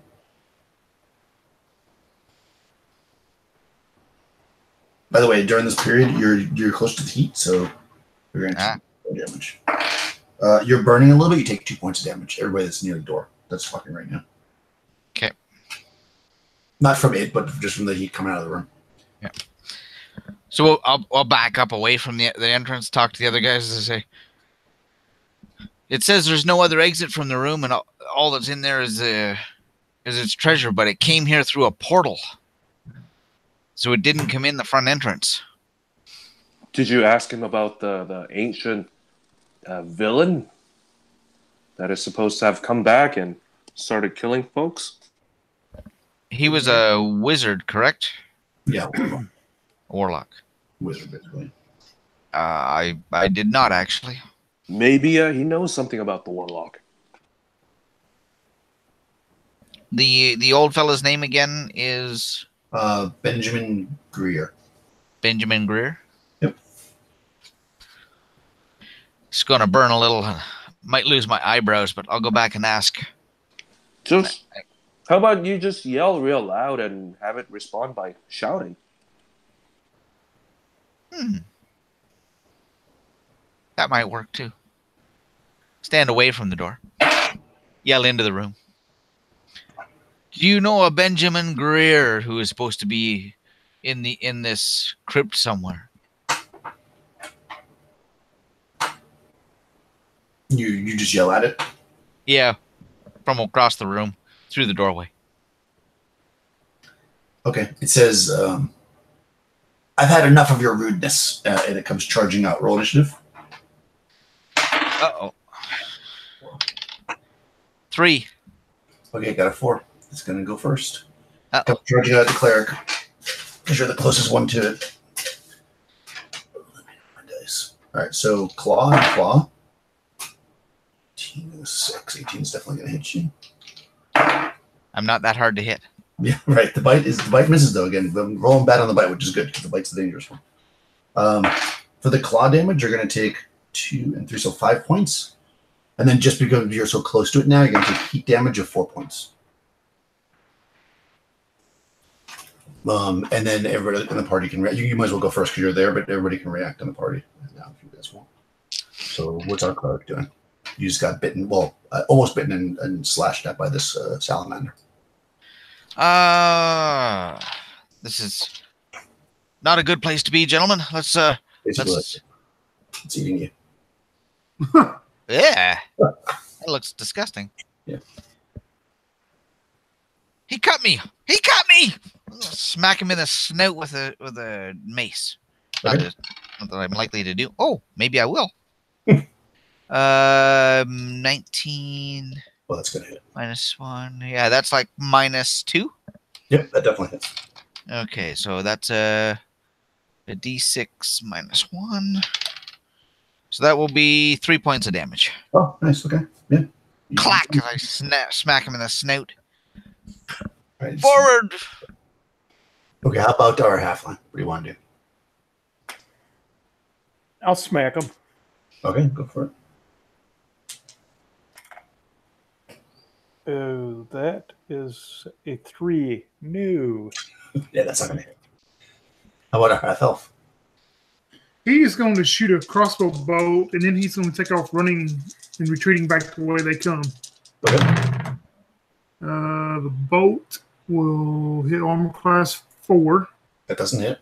So Oh man, that did max damage too. Oh, sorry.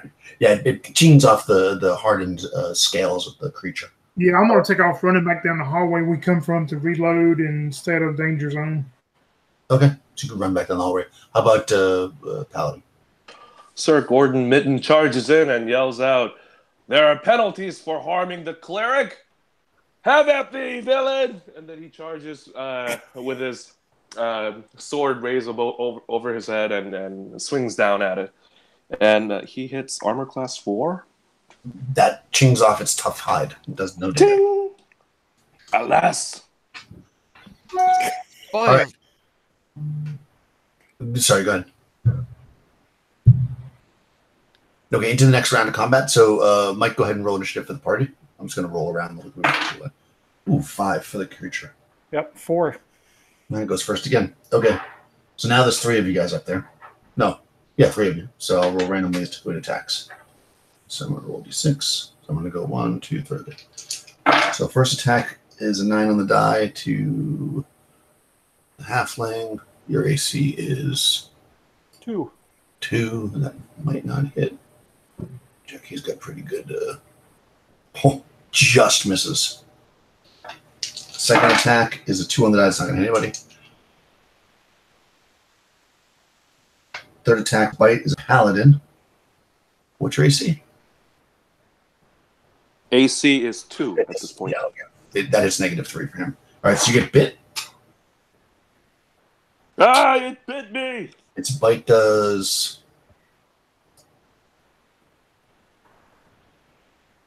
Oh, only D8. Right. Oh, 8. Oh, jeez. And then the cleric and the paladin take it. Oh my god! Take an additional 8 points of damage from heat. Youch. The halfling takes no damage from that.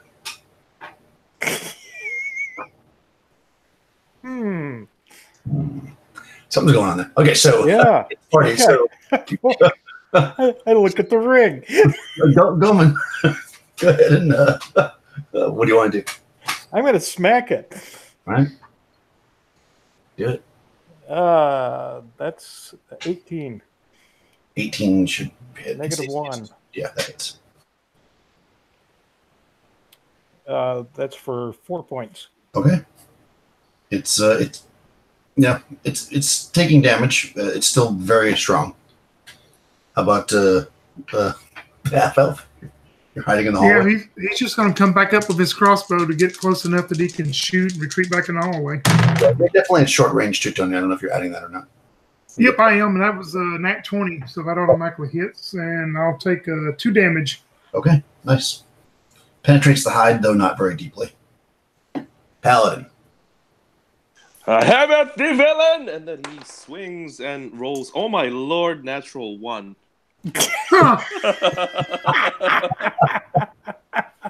Not only is this a spectacular miss, everybody saw the spectacular miss.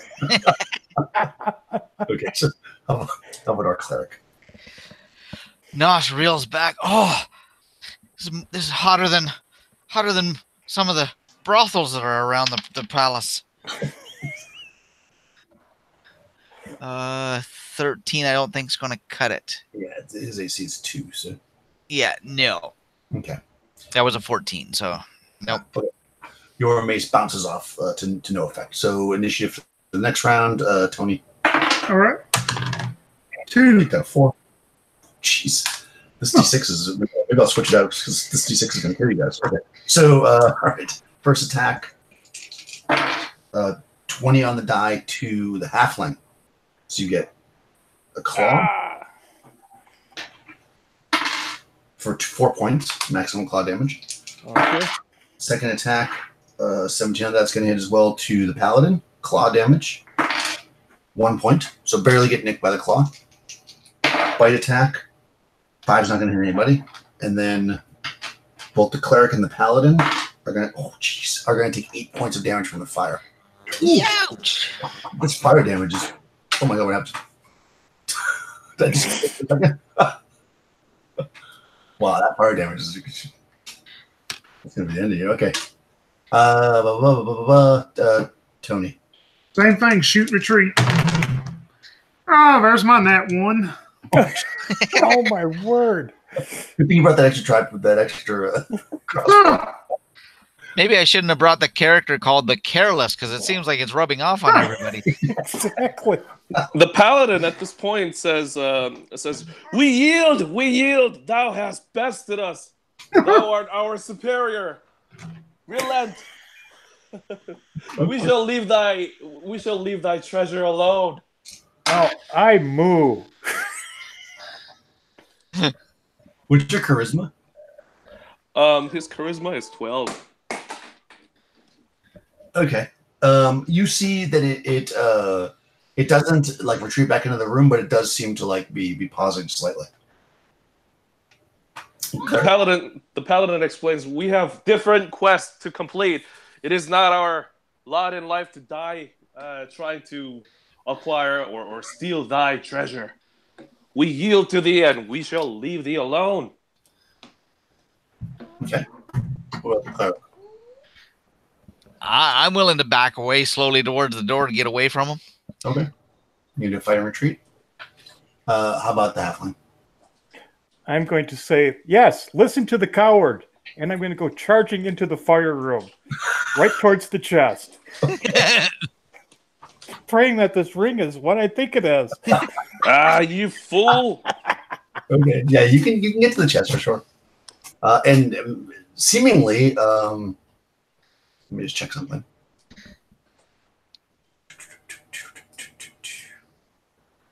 Okay, so you do run in, and you think that you should be being completely burnt alive, but you are not. Instead, you're only a little bit burnt alive. And you take 7 points of damage. Only 7. No problem. Hold on. Let me just quickly check how the ring works. I don't know if it's -1 damage or if it's. I think It's a flesh wound. Yeah. Hold on, I gotta check it. It's minus because this flame is different than the other flame. I think it's only -1 off the flame, the magical flames. God, that die is rolled an 8 almost every time. Why don't I have a die like that with a character? As a PC, I'm rolling 1s all the time. Let's see. I just want to check fire resistance.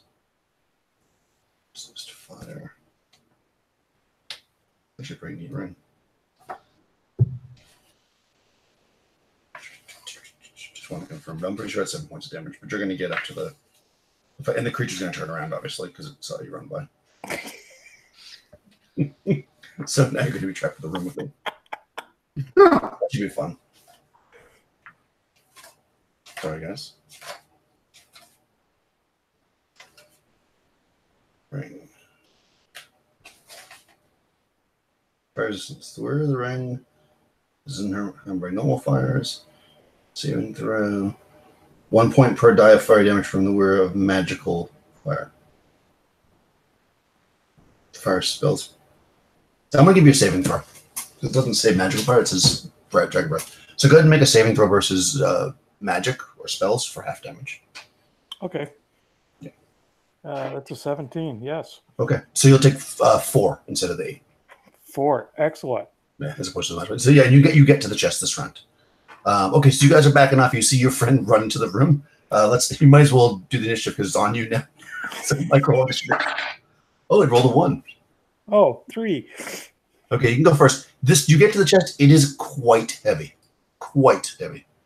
Is it locked? It doesn't appear to be locked. Do you want to open it? Yes.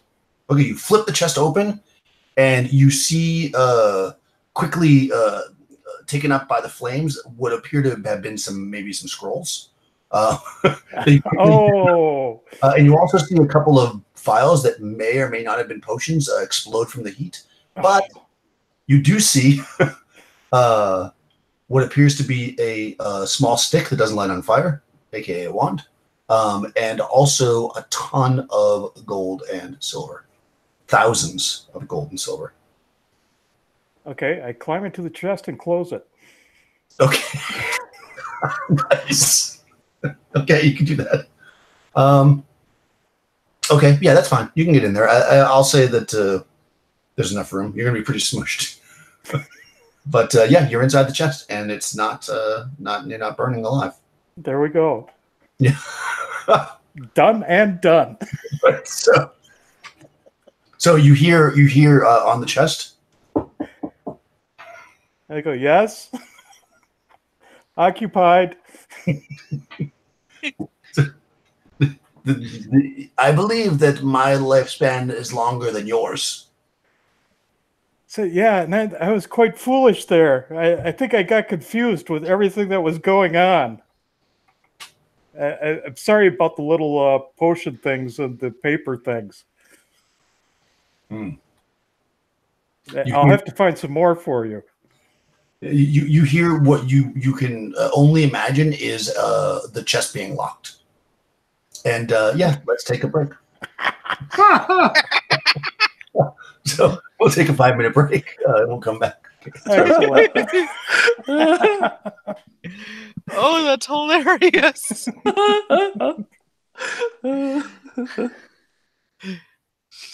I'm back in a minute, guys. I got to make a bio too.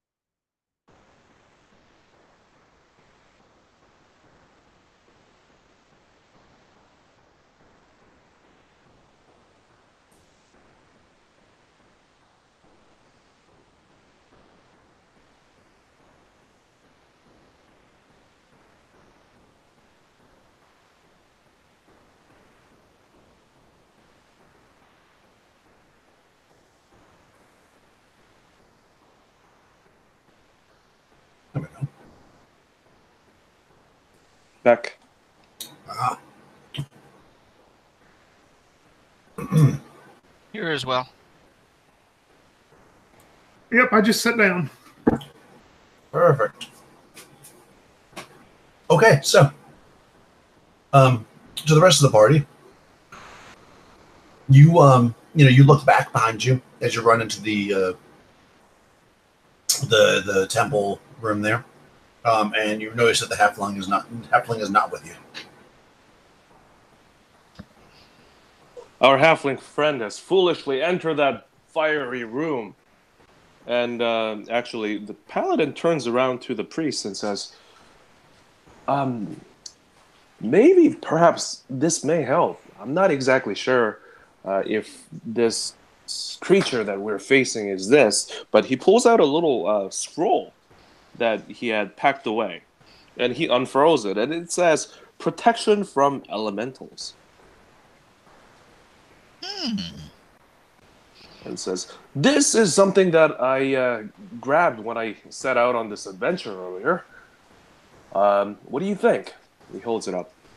I think that could come in handy.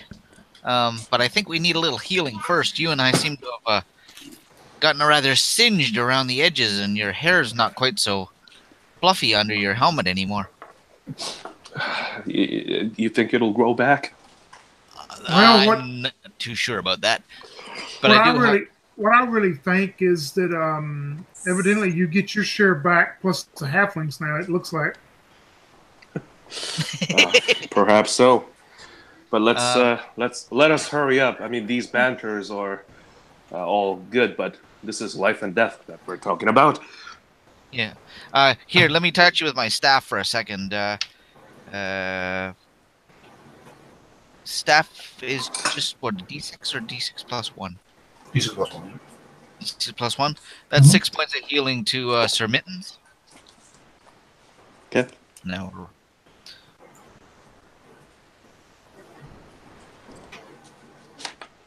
Let's see what I get for myself. Oh, that's better. 7. So Nice. let's drop that to. So the burn marks don't look so blistery.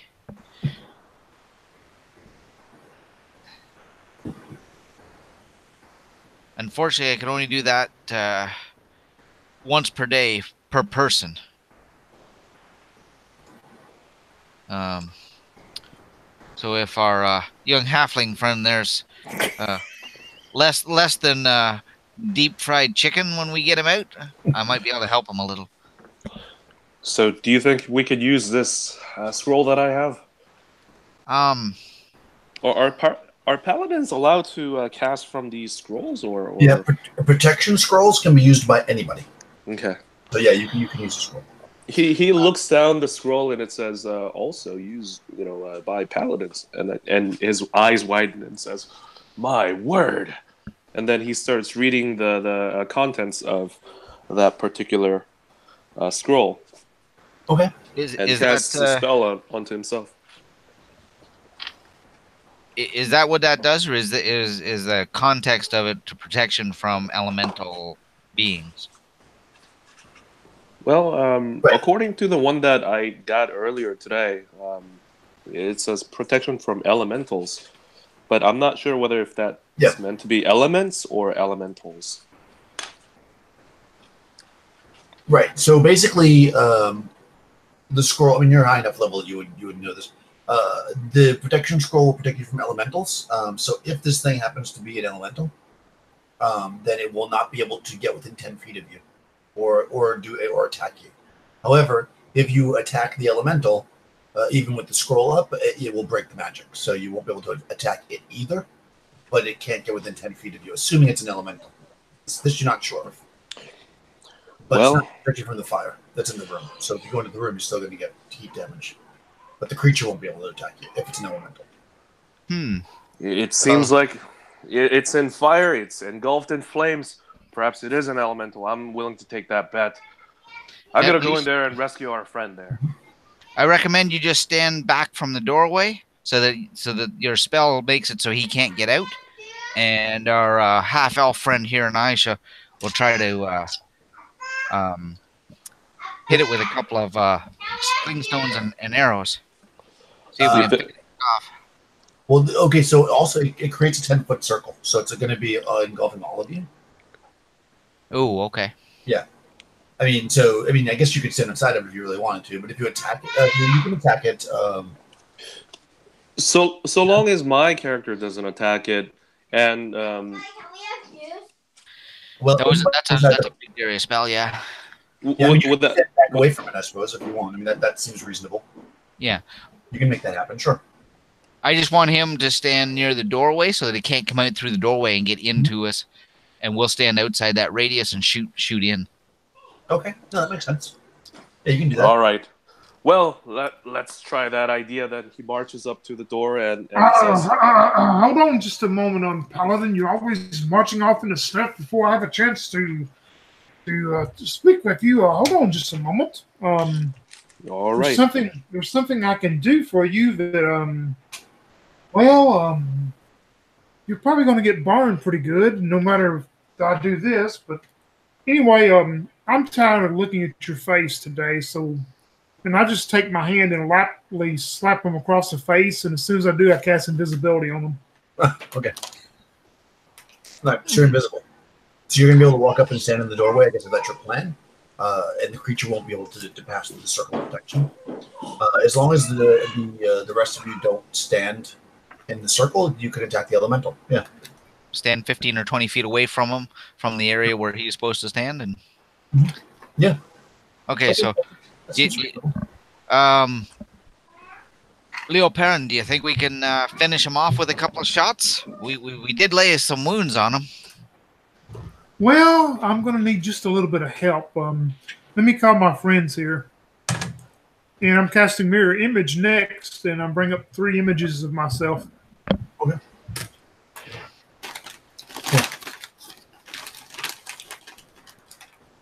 I guess we can do our best there, my friend. How long was that last time? Wow, I never know. Never mind, I put this something else. 6 turns. 6 turns? Oh, yeah, that's an hour, basically. Okay, cool. So, yeah, you guys move your way up to the door, the invisible paladin, and you set your circle of protection. When you get to the door, you see that the creature is, huddled around the chest, seemingly talking to it. We'll see if we can catch him distracted with the first round of first volley here anyway. Yeah, you can definitely do that. It doesn't seem to pay attention to you. Crossbow then.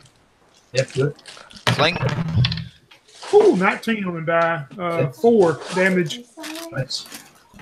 I'm not entirely sure mine hit. No.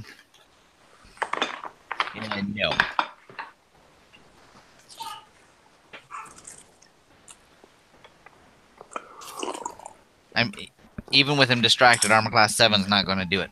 No, it just bounces off its hide. It turns, seems a little bit pissed off, and starts to charge towards the door, and actually is stopped by the protection circle. However, being within that close to the door, Paladin, you're going to take 2 points of damage this round from the heat. Okay, so it curses at you, and it says, "Be gone, creatures, before I kill you." But it doesn't. It doesn't seem to know why it can't cut it out of the door. You can see that it seems confused. Well, see, I brought my friends. You could have to kill all of us now. Okay, it makes some more idle threats, but I mean, you have to roll initiative because it can't attack you. So, if you want to attack it, you may. Okay, next round. Yeah. The paladin, afraid that he may even provoke the creature by verbally attacking, just simply shuts up and doesn't say anything. Yep, I missed with a 6. Okay. Armor class 2. Yep. Armor class 2 hits. Okay. Sling swords D4.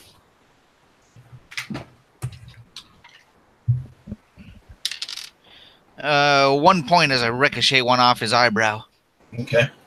Yeah, you bash it. Your last volleys haven't done that much damage, but it realizing that it couldn't get to you and not being stupid, it backs up into the room, speaks in its own language, and then there's a massive like cloud of dark smoke, and it's gone. You don't see it anymore. Did the room fill with smoke, or did it just disappear into a puff? Yeah, there was a lot of smoke where it was. Like it spoke, and smoke rose up through the ground. But if you wait a minute or so, like it starts to dissipate, and the room is still full of fire. But the smoke is gone, and so is the creature. Sir Gordon says, I think it just went back home. It's no longer there. And he actually rushes into the room to open up that chest and rescue our friend. Okay, yes, you run into the room, and the creature that was invisible. No, I'm just kidding. You're invisible, so you're actually invisible, so I can't see you. You run in and you're able to get to the chest. Yeah, it didn't like lock it. It just like put the latch up, so you can pull the latch down and open it up. But running through the room, you'll take a D8 damage.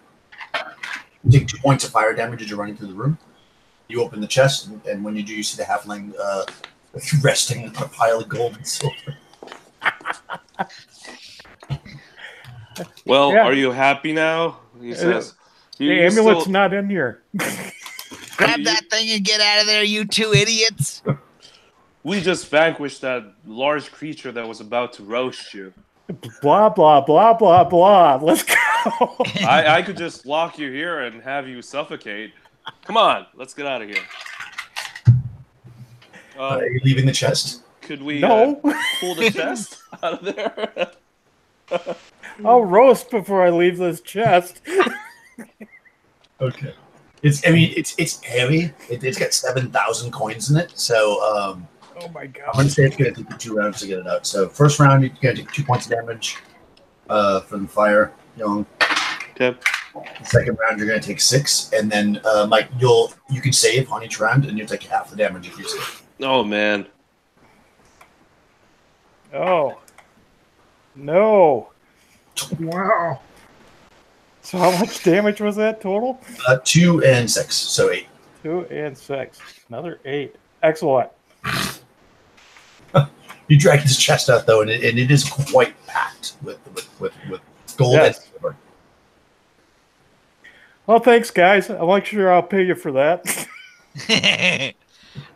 Seeing as we have to go all the way back to the front, I recommend we take that back to the front entrance there. Let that cool down a little. Yeah, it'll help hold the portcullis up. Yeah. Yes. It just let anybody who walks by take my gold and silver. I didn't say leave it outside. Well, little fingers and hands can get through portcullises. I mean, look how we got in here. Wouldn't you, if you're walking by and all of a sudden you see a portcullis and you see all this gold and silver behind it, I would sure as heck want to get in there. Yeah, but most people don't walk around going into crypts and in tombs either. I know, and most people don't go running into rooms or locking themselves into chests. Only brave people walk into crypts and fight monsters such as we. So take that back. I am no coward. I rescued you. That's true. You're not a coward. Indeed, forsooth, my friend. Yeah. I am no coward. And mark this word. Sir Mittens is not a coward. Here's the silver for your trouble. Bah. Sir Babbage, would you care to have a little of that burning sensation removed? Yes, my plebe. Let me touch you with my staff. It's rather strange how you say that. Yes. 5 points of healing. All right. So Oh, Daniel, I'm gonna keep my mirror images going too. Since they're up, I'll just keep them going the whole 16 minutes. yeah, exactly. You can run them. So you're walking with the mirror images. So you guys drag the chest. It's slow going, but I don't know how far do you want to move it into the altar room, or you want to move it all to the front? Thank you, Nos. Yeah, probably the altar room. The altar room's right off the first room, right? That's right. Yeah, that's close enough. You don't need to be able to see it from outside. Okay. We can grab it on the way out unless we're running really hard. Well, this isn't the altar room. This is my throne room. Okay, so yeah, you guys get back. You essentially make your way back to the front again. You're in that front area. I'm assuming you want to go back to the giant.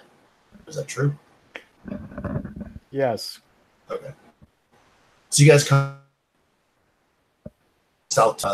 You also you notice, by the way, the statue is now straight. And you go through the northern door that's on the west side up that hallway, past the Uzi thing that you killed, through the room with the pool of blood. And you do see that it smells nasty, but the giant has been burnt up. And when you look into that hallway that he was blocking, you just see a hallway that runs for about 50 feet and then ends in a door. How do you feel about a third time ducking arrows on your head with an apple there, Goman? I'm going to shake my stick at it first. I Yeah, have a third bad time's feeling a about charm. this. What? What could go wrong? It's just a stick. Well, Inside I a got magic burned so chest. many times today, I've lost count. Okay, coward, go hide behind the door, and I will open Sir this. Mittens is no coward. Take You're that not. back, you knave. How do sticks work? I wave my stick at it. At the door? At the door. You wave your stick at it? Yes. All right. The stick that I found in the chest. Actually, let me have a look at that stick in the chest. It's just a stick. Yeah, so wands are only usable by magic users. Ah, Oh. So you won't be able to use it. Yeah, let me see that. I'll wave it at the door. Oh, actually, the half elf can do it. Yeah, that's right. yeah. Yeah, okay. Here, you wave it at the door. Okay, you want to try to activate the wand? Hocus pocus. I'm not going to focus. I'm ducking. Yeah. I mean, what kind of wand would this thing have that you wonder as you swing it at the door? And I'm and a thinking. fireball Excellent. hit in the door. It exploded. Oh my god!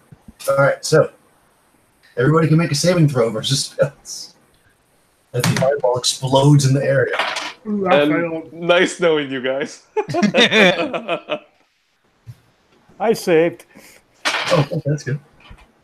Oh my god. I passed that one. This is Versus pretty bad. spells. If you failed, I failed.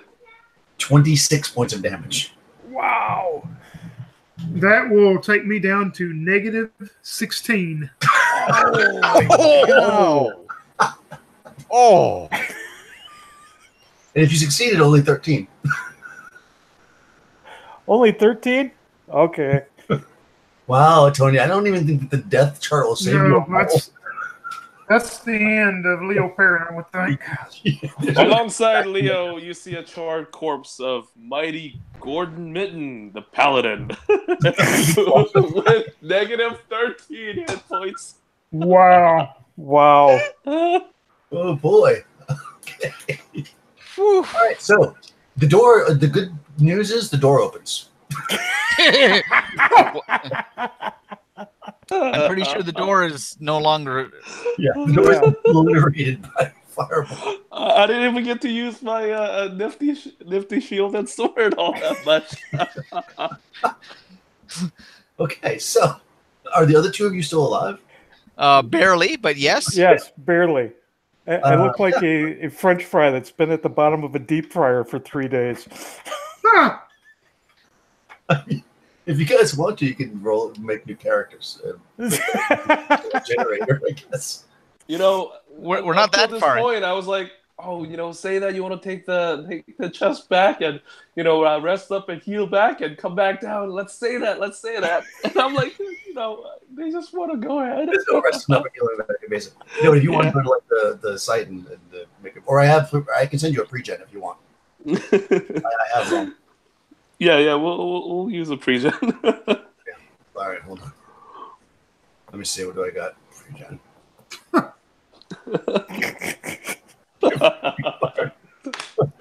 Actually, Oh, make man. another save versus spell starter to see if the wand is destroyed. Uh-oh. Wow, never fail. Yeah, the wand gets destroyed. Actually. Okay, so what are my pre-gens? Yeah, even if I would have been at full health, that would have still taken me to -2. Oh yeah, that was pretty serious. With -4, you can survive on the roll for death chart because it goes to 12.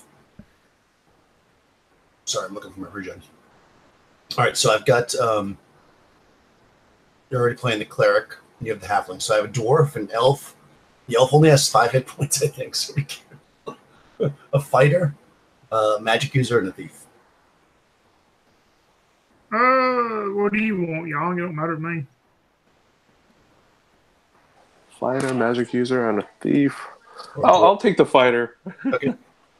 Send me the thief. I'll do the thief, of course. All right, I'll send it to you on Facebook. Sorry, guys, give me a second. Yeah. Wow, that could have almost put a TPK. Very close, yeah. Oh my god. What about like my weapons? Would that +1 sword still be good that one of them could pick up and take? Yeah, you guys can take the +1 sword if you want. I mean, these new characters will have magic stuff too, but if anybody there wants, what do you got a regular? It's +1 +3 versus. Mine was +1 +3 versus regenerating. Yeah, that's pretty cool. I don't know how to send the picture. Is this how you do it? Oh, there we go.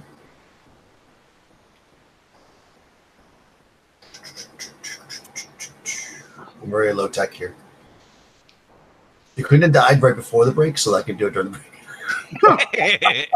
No, right after we come back. Yeah. All right. So the fighter, you should be getting the fighter about any time now, Young. Cool. Did you send it via Facebook. Messenger? Oh, Facebook. Gotcha. Facebook Messenger, I guess. Tony. For some reason, Facebook Messenger looks different to me now, so I don't know. All right, thief. What do you say, Babbage? I think we need to get some reinforcements. Let's go back and get a couple extras. Somebody blew up the party on this one. You guys go back. And just for the matter of, because you're probably both about to die, we'll say that maybe they come back with a couple of healing. But you guys can do 1d6 healing as well to give you a little bit of. Because if you're about to die too, you might as well. Yes. Yeah. Hey, Yang, be sure and write down since you're a fighter, you can have that sword. It's just +1, unless you go against regenerating creatures, and it's +3. Oh, cool. Nice. Yeah. Yeah, my paladin also had a +1 sword. So, man, what a waste. You guys if your new characters don't have, I don't think the thief has a magic sword, so you can take the magic sword, Tony, if you want. Yeah, was yours just a +1, the other one, Yang, the paladin sword? Yeah, paladin. Yeah, it was a regular +1 sword. Yeah, I'll take it, and then I'll trade you if that's okay with you. Cool. Yeah, I even named my sword for the game too. Oh. And then you also have the paladin charger, the mount. It's probably crying outside. You guys find a thief outside trying to steal the mount and recruit him to come inside. Yeah. You seem to be good at this. There's some traps in here that are worthy of your skills. Oh, man. Yeah, pay no attention to the chest full of gold. Yeah, you weren't here for that. Look at that. and the horse just goes. This is all fool's gold. It's illusionary. Okay. All right. So you're back at that room with the blown up door. Oh god, I have to look at my map now. Oh, that's interesting. Okay, so you blew this door open, and I guess 2 guys died, and you just turned around and left. You come back. You're basically in a hallway that's completely scorched, and you walk through this like gaping hole that was a door, and you're looking into a room that's only about 30 feet, deep, like north to south, but it is on the somewhere around 100 feet east-west. It's a long, long room. On the east, all the ways to the east is a door, and all the ways to the west is a door. And right by the door to the west, it's on the north wall, but closer to the west, you actually see a table, right? Like kind of like an area with a table, and there's a gentleman sitting at the table. It's almost like a small office. He is a twisted, pale, skeletal figure. He's sitting behind the work desk. His eyes glow red. On the desk is a crystal ball and a bronze key. He's the skeleton, like this bug's crawling in and out of his eye sockets and through his mouth and stuff, and he's wearing a cloak. He's kind of looking at you with his glowy. He kind of like tilts his head to the side, like he's examining you, but he doesn't make any kind of move to attack you or anything. He seems to be studying you. So, what would you like to do? I call out to him, "You don't happen to have an extra amulet, do you?" An amulet? I'm not in charge of amulets. We just need one that you were buried with. I haven't been buried yet. Oh, you haven't? Do you know of anybody who's been buried that has an amulet around here? Because once that happens, then we're just out of here. That's all we need. There was only one who was buried here, Sir Benjamin. He has an amulet. He has the amulet. Well, can we just have that? Absolutely not. No. I've got a chest full of gold and silver. Why am I giving him gold and silver? I do not need your gold and silver. I'm quite wealthy. Oh, okay. Well, how about giving me some gold and silver then? Why would I do that? I don't know. Because you're a nice guy. I mean, you're sitting here with a crystal ball and glowing eyes. You keep... what was that, a fire lizard back there? Is that your pet? I don't know what you're talking about. Oh, okay. Can I look at the ball? Are you authorized? I am. I have the ring.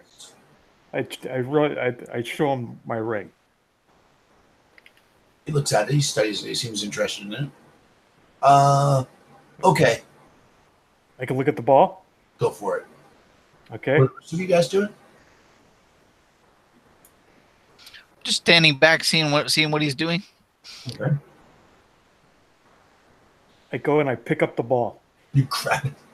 All right, if you're gonna pick it up, he's gonna try to stop you. I'm just picking it up.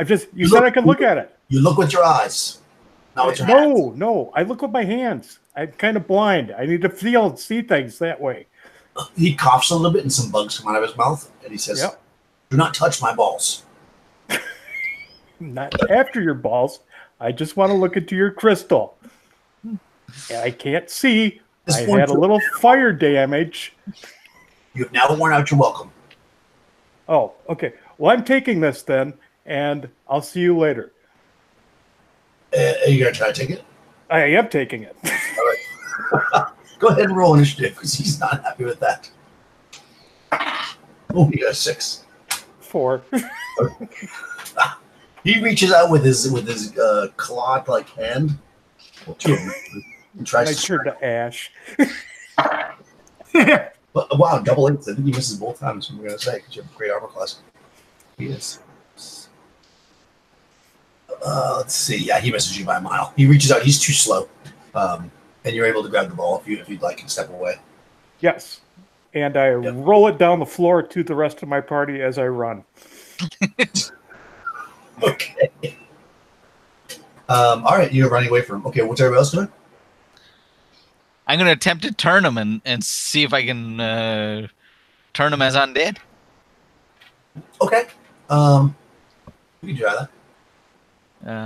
Let's see, what's my number? So you got to roll 2d6, if I'm not mistaken. Also, I turned undead. 2d6. In this per crypt. 7, which lets me turn a specter. Oh wow, that would be really effective. But you sense that he is not affected by it. Perhaps because he's not actually undead, but just something made of bone. Ew. Okay. Wow. How about the thief? Yeah, you see this female with this braided gray hair that probably is much younger than what she appears, but as she sees the ball rolling down towards her with her great dexterity, she's going to run and grab that ball then that the halfling rolled down. Okay, you can scoop it up. How about the She'll put it in like a sack or something. All right. Fighter, Young. Yeah. And the fighter just steps up and says, "Is this time to fight yet? Who do I take down?" I mean, you're close enough if you want to move forward and attack it. Yeah, he's gonna go forward and attack it. Okay. All right, so AC 5. That's clings off of his very strong bones and does no damage. You got a strong bone there, buddy. So initiative, because that's the end of that round. Go ahead, Tony. Yeah. Holy crap. 2. All right. He sticks out his hand like this, and you see all the insects start to come off of his body and form into a giant swarm, which starts to fill the area around where you guys are. And what would you like to do? They don't do anything this first round. So, Tony. Becky is going to... How far is this guy from her? If you're near the door, he's roughly 30 feet. No, she's not going to do that because she's pretty wise. She's going to move back towards the way we come in and just not run away, but just move back towards that doorway. Through the blasted out door? Yep, through the fireball door. Okay. All right, yeah, you can do that. So you back up. How about our fighter? No?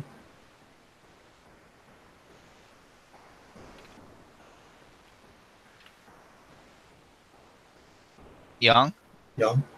Yeah, I noticed that I was muted. Yeah, the character sheet says he's cowardly by nature, so he's going to say, maybe it's time for us to get out of here. And then he turns back and starts running back down the hall. I kind of always get this game. You literally just entered the crypt and now you're both running out. Okay. First creature and they're both gone. Oh my god! All right, how about the cleric? Deep. Seeing these bugs start to gather up on him, go up and try and bash him in the face with a mace and disrupt whatever he's doing. Okay. Let's see what I got. Attack on him. Step in on him. 14. Armor class 3. You hit him, but it does. He just like kind of shrugs it off. Although it does seem like it was very close to causing damage, but his skin was just too strong, or his lack of skinning. Yes, he's a worthy opponent. He's definitely not a skeleton. No. And Goman. Where are the closest doors? So where you came in is probably the closest door. Okay. Short of that, there's one on the west wall. Where you came in is about 30 feet away. The west wall is maybe 40 feet away, and then the east wall is like 70 feet away. Good thing I'm not wise. I'll sprint for the 70 foot. Okay. Yeah, you can run through that door. Yeah, it's got to be somewhere. I just got to get this amulet and I can go home. Okay, yeah, you run towards it. I mean, you can full on, if you're not doing anything else, you can full on run towards it. Okay, next round. Let's see. Go ahead, Young, roll initiative. I got 2. 5. Okay, the insect swarm is going to overtake.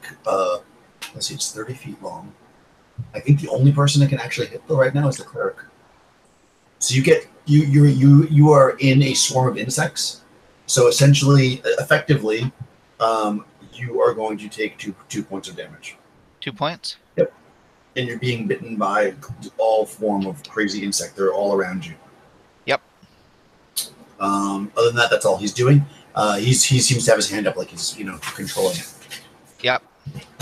And Young, the fighter, what would you like to do? The fighter says, curse it. I shouldn't have come down here after hearing that explosion. And he searches his own pack and says, magic, damn that magic. And he pulls out a scroll. Oh. And the scroll, it says, protection from magic. I'm just glad that I have this thing around. And starts reading it. I guess it protects him from magic, hopefully. Sounds that way. Hey, it's the character sheet that you sent me. Yeah. It's all random, so I mean, that's what it does. It's the exact. Okay, so what's our cleric doing? If he's controlling that, I'm going to try and get farther away from him. Obviously, trying to hit him, it doesn't seem to be working for me. Okay. Being a frail little fella. You can move. Yeah, you can move out of the swarm if you'd like. Yep. This round, moving away from him. Are you going down the hallway with the blown up door, or are you going towards the halfling who's running for the other door? Way down the room, down the other end. Towards that one, okay. All right, so you guys are running in that direction. You guys stick together. I like that. Magic. Let's see. How about the halfling? So you're still making your way for that door? I'm still running for the door. Yeah, you can probably get to it this round and open it. It's not locked. I open it. It duck. The scroll will create a circle of protection 10-foot radius around the reader. No spell or spell effects from items, for example, may enter or leave the protected area. Oh, okay, yeah. Okay, yeah. You are protected from that. You just don't know how long. But I do. So yeah, you are protected from any magical effects for a bit. Okay, so you open the door. That's actually a really good scroll. Holy cow. That door leads to... Oh, okay, that's cool. So you open the door and you're looking into another very large room. It's about 30 foot east to west. You're coming out of the west wall. It's about 100 foot, so it's almost like an L to what you just came out of. Yep. This particular one has 3 sets of stairs going down, like kind of big, almost like a stadium style, like stairs, like in circles. Right. One on the north wall, one on the east wall, and one on the south wall. I go to the closest one. Okay, so the closest one would be either north or east. I'll go east. Okay. All right, so you run to those stairs. That's about as far as you can get this round. Yep. And we'll go into the next initiative, which would be Dean. He rolled a 3. And we got a 4. Okay. What would you like to do? You're basically almost at the door at this point, because you left after he did. He had the door open, correct? Yep. I guess that thing hasn't had the chance to move after us, so I'm going to look over my shoulder and yell the other pair, well, don't just stand there. Let's get on with it. And get down here now. And run through the door and chase the halfling. Okay.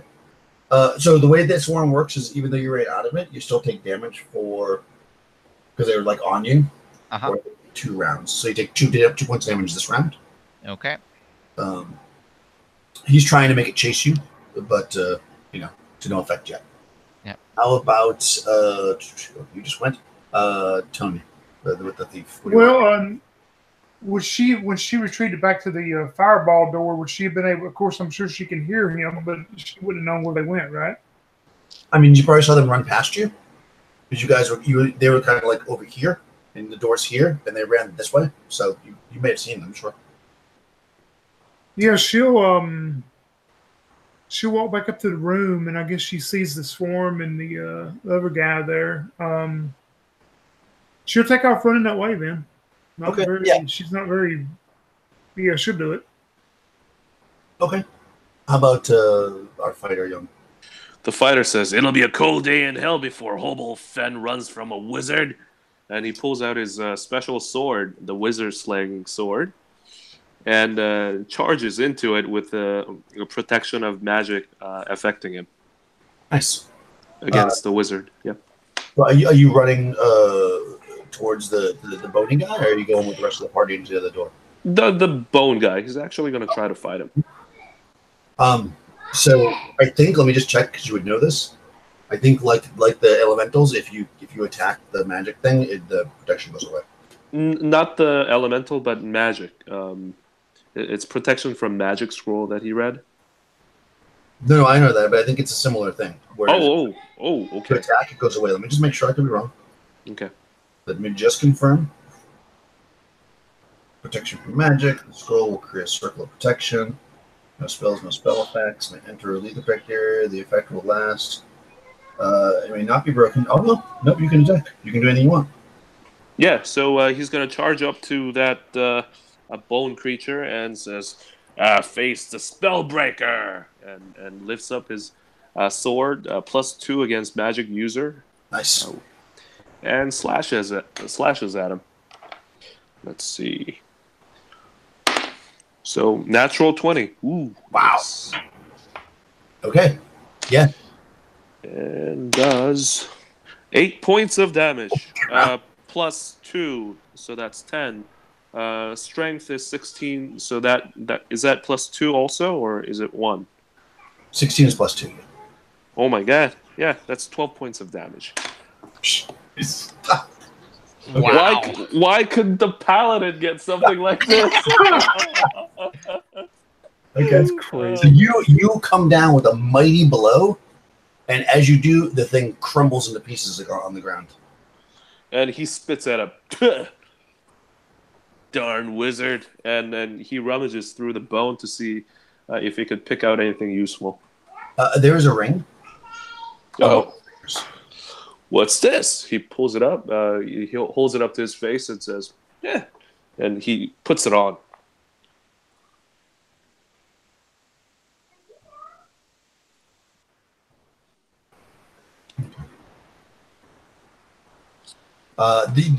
Actually, you can. I don't know if you would know. I guess you can. So all the swarm of insects that was chasing the rest of the party starts to dissipate and spread out and around. They're not coming near you though, because they seem to be blocked by this protection. Nice. But they're no longer like in a swarm pattern, and the rest of the party is through the door now. I don't know which one to do there. Oh, and okay, so I'll tell you what else is there. So you're looking through the bones, you find a ring, on his finger. You also find on the desk there is the stand for the crystal ball, because you guys are the ball. You see a brass key. Oh, yeah, brass key. Bronze key, sorry. Yep. So he picks up the key. He picks up the ball, and he wearing a smug expression on his face, which is not visible because he's wearing a darn helmet. Moses down and joins the other guys and says, "Hey boys, look what I found!" And he's twirling this key, and he's holding up the ball. Oh, there's something else there too. Hold on. Where is it? There's like a red gem that is sitting on the desk as well. He takes that as well. Gem. Yeah, it's like a red gem. It's kind of indistinguishable. It's not like a ruby. It's like a weird gem that you've never seen before, but clearly a gem. Yeah, he pockets that. Okay. Yeah. All right. So you can walk. So you guys are kind of assembling in the other room, trying to figure out what's going on, and the fighter steps in. So this room, as I mentioned, so I'm just going to quickly look at you. On the north, south, and east, there are circular stairs going down. They're about 20 foot down. Each stair leads to a door. Currently, the halfling's at the east door opening it. They're made of solid oak. The east door is, anyways. The south door, the east door, okay, and yeah, the room itself is a relatively kind of empty otherwise. Just basically a hallway with stairways in it. You've got yeah, that's pretty much it. Yeah, so when you open that door, on the east. Halfling, human. You're looking into actually a rough, like a cave hallway. Like it's 10-foot wide hallway, but it's no longer like nicely cut. It's like a cave and it's dark. It's a cave and it's dark. Mhm. I closed the door. Did you go in and close the door, or you just close the door? I just closed the door. Okay. He's not down here.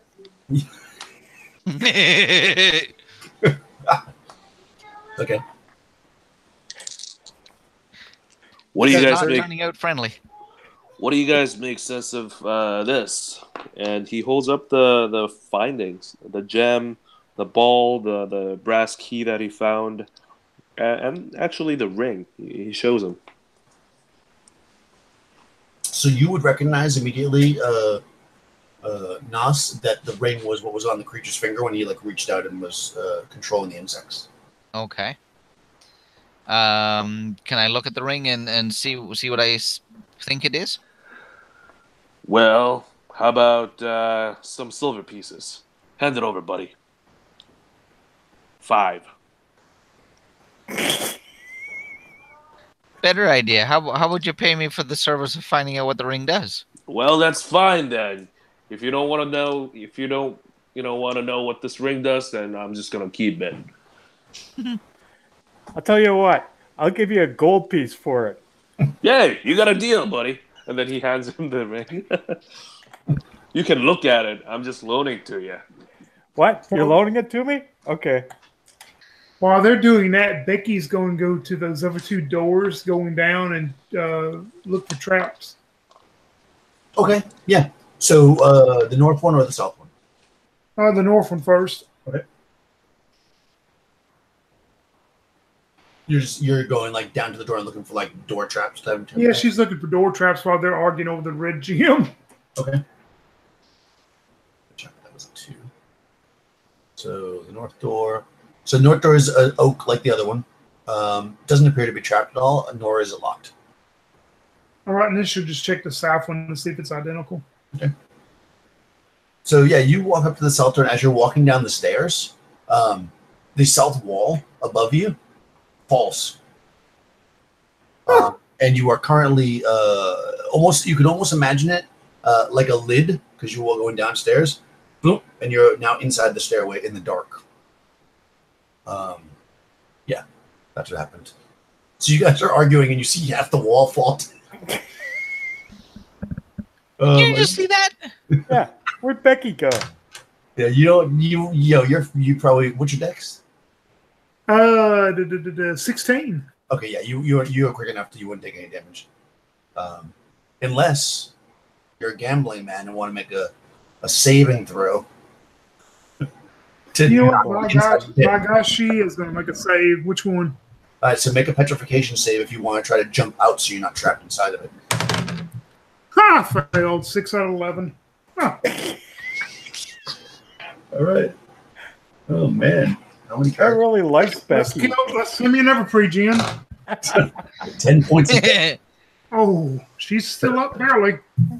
you get smacked by the thing and roll away, and you're cut and scraped. Yeah, she's not even saying anything. She just hopes that maybe somebody comes for her. Just laying on the ground. I'll go over to her. Is she on the upside or the downside of the trap now? She's on the upside, yeah. She goes, hey, Becky, you still have my ball? No, it's mine. So as you walk over, you notice that behind this wall that just came down are 3 stone statues, which seem to be animated, and they're stepping forward, and they look like they're not very happy with you. Oh, hells. Seems like we got a little statue to bash. That's at the south wall, yeah. Okay. What did you do? So what you want to do? She tried Anybody going have downstairs. Anybody Becky, have what did you do?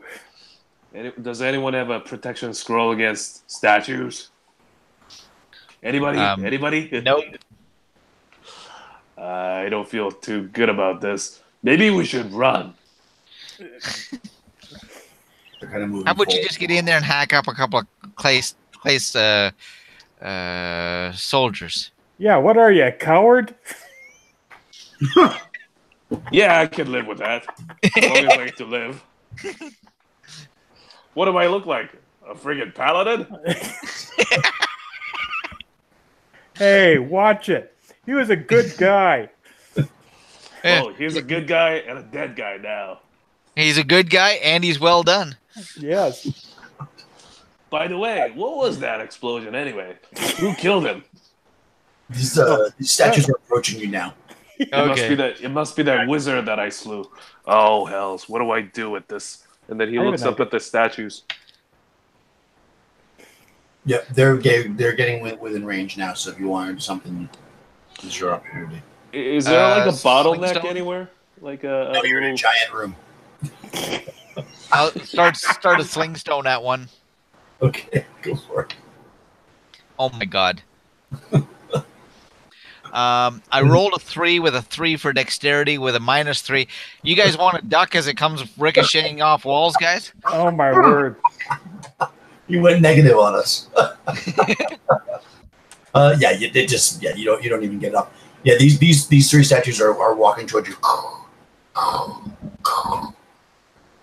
They're coming from the south. And again, you came in from a door on the west wall, which is where you fought the bone guy. There's a door in the north wall, and there's a door in the east wall, which you are opening as a cavern. What do you want to do? They seem to be moving pretty slow, so They're picking up speed. okay. Well, he's gonna actually arc around them and then try and see if there's a door that he can pass through beyond them. No, the door is down the stairs, which was just closed off because Becky. Oh, right. Yeah, there's there's a space behind them, but there's not a door. Not that you can see anyway. So if you want to go back and investigate, that'll take a turn. All right. Well, he looks at the other party members. Any ideas? Should we get out of here? We don't have too much time. I'm going to help Becky up.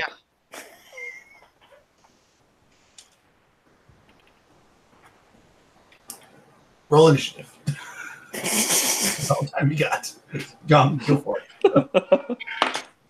I got 3. 5 for the statues. Oh no, they're closing on us. No, they're upon us right now. Here they come. Boom. 2 attacks each. All right, so let's see. The first one. It's 4 of you guys. First one's going after the fighter. But 16's probably going to hit you. What's your AC? AC is 3 with that +3 shield, which he stole from the paladin. Okay, so 16. That hits you. 6 does not. Okay, which is good. If 6 hits you, you're in trouble.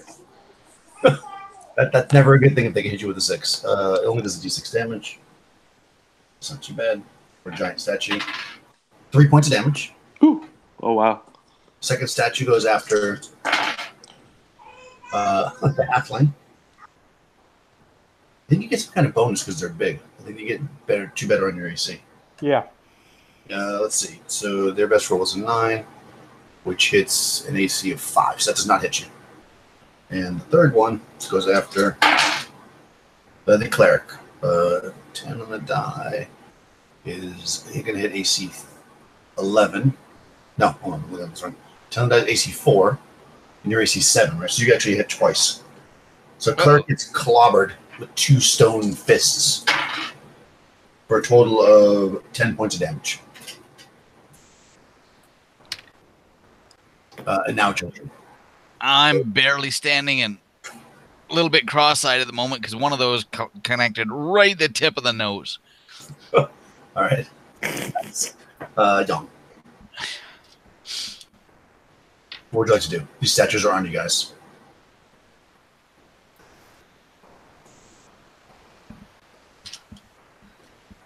You're muted.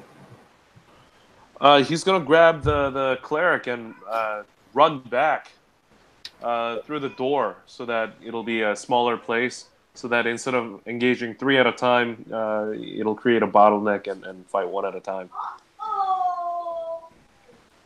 Well, which door? The door to the west opens up into also another large space. The door that he came from I mean, how large is the door? Is the door large enough so that all three statues could stand next to each other? No, definitely not. Yeah, so 8 feet door. he's gonna go through the door and use the door itself as the archway itself as the bottleneck, so that he would fight one giant at a time because they'll be in a single file, hopefully. Okay. Cool. Okay, so you pull back the cleric. So you're going with them, I'm assuming? Oh yeah, willingly. Okay. He says, "Let's get out of here, buddy." How about our halfling? Is Becky up yet?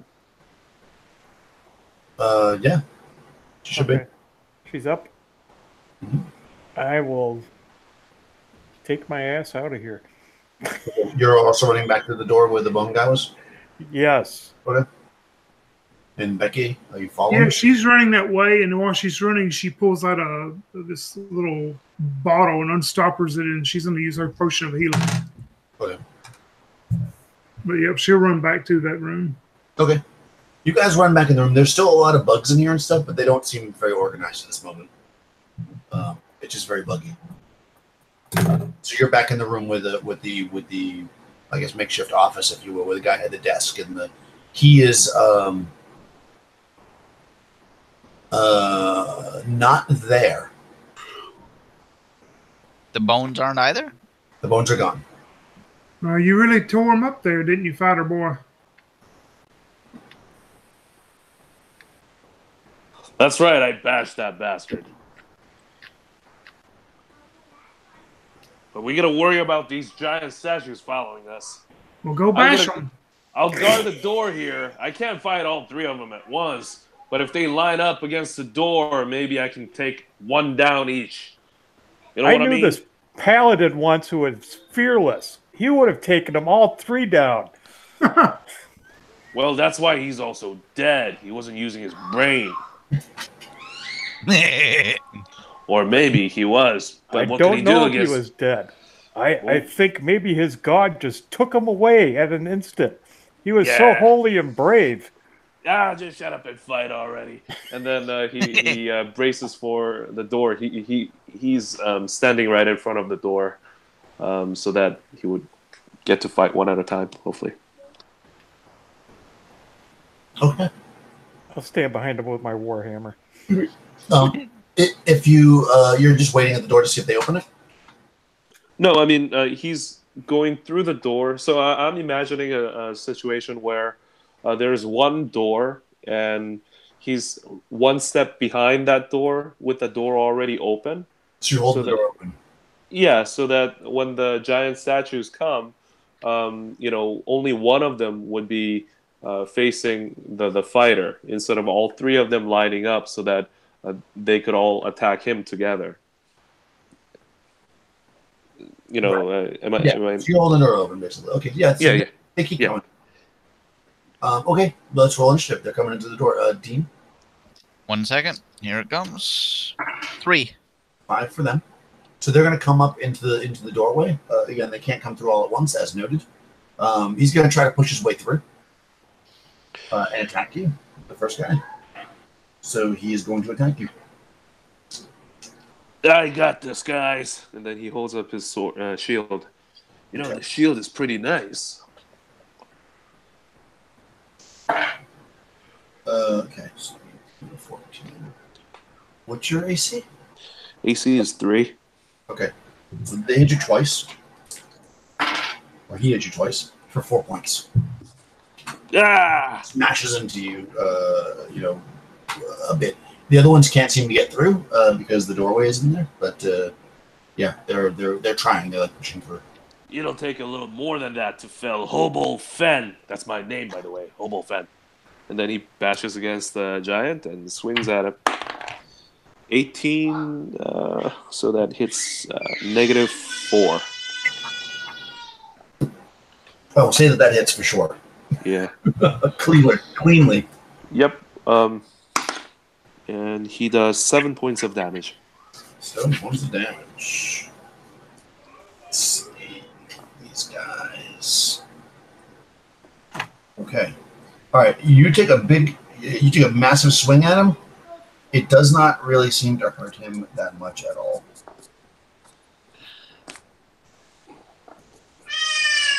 What's everybody else doing?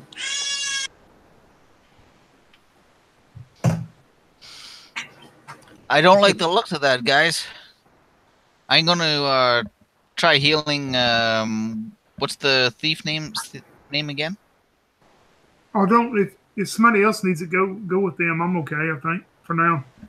Because I just drink that healing potion. It helped me some. Okay. I don't want to get back in there because I can't be healed again. I can touch you with a staff and it'll help, but Can we do a missile or is the fighter gonna be in the way? I mean, he's basically blocking the door. So if you miss, they're going to have 4 points. They'll have at least 2 off better on the armor class because you're shooting at them. And if you miss because of that, it'll hit them. Yeah, she's pretty wise, so she wouldn't try it. Yeah, he's basically blocking the door intentionally. So yeah. But you are in a giant room with bugs and a table and a blown out door and another door. You want to just block that door and try one of the other doors?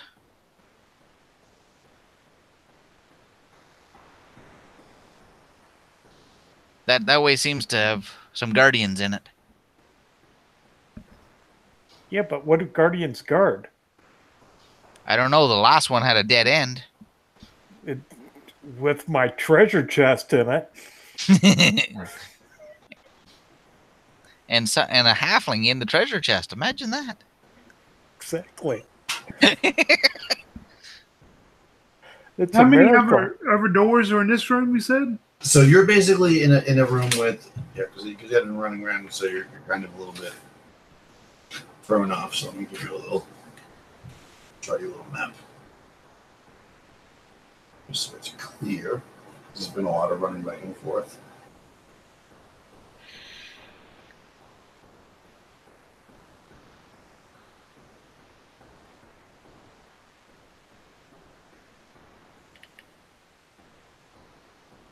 Okay. So currently you are in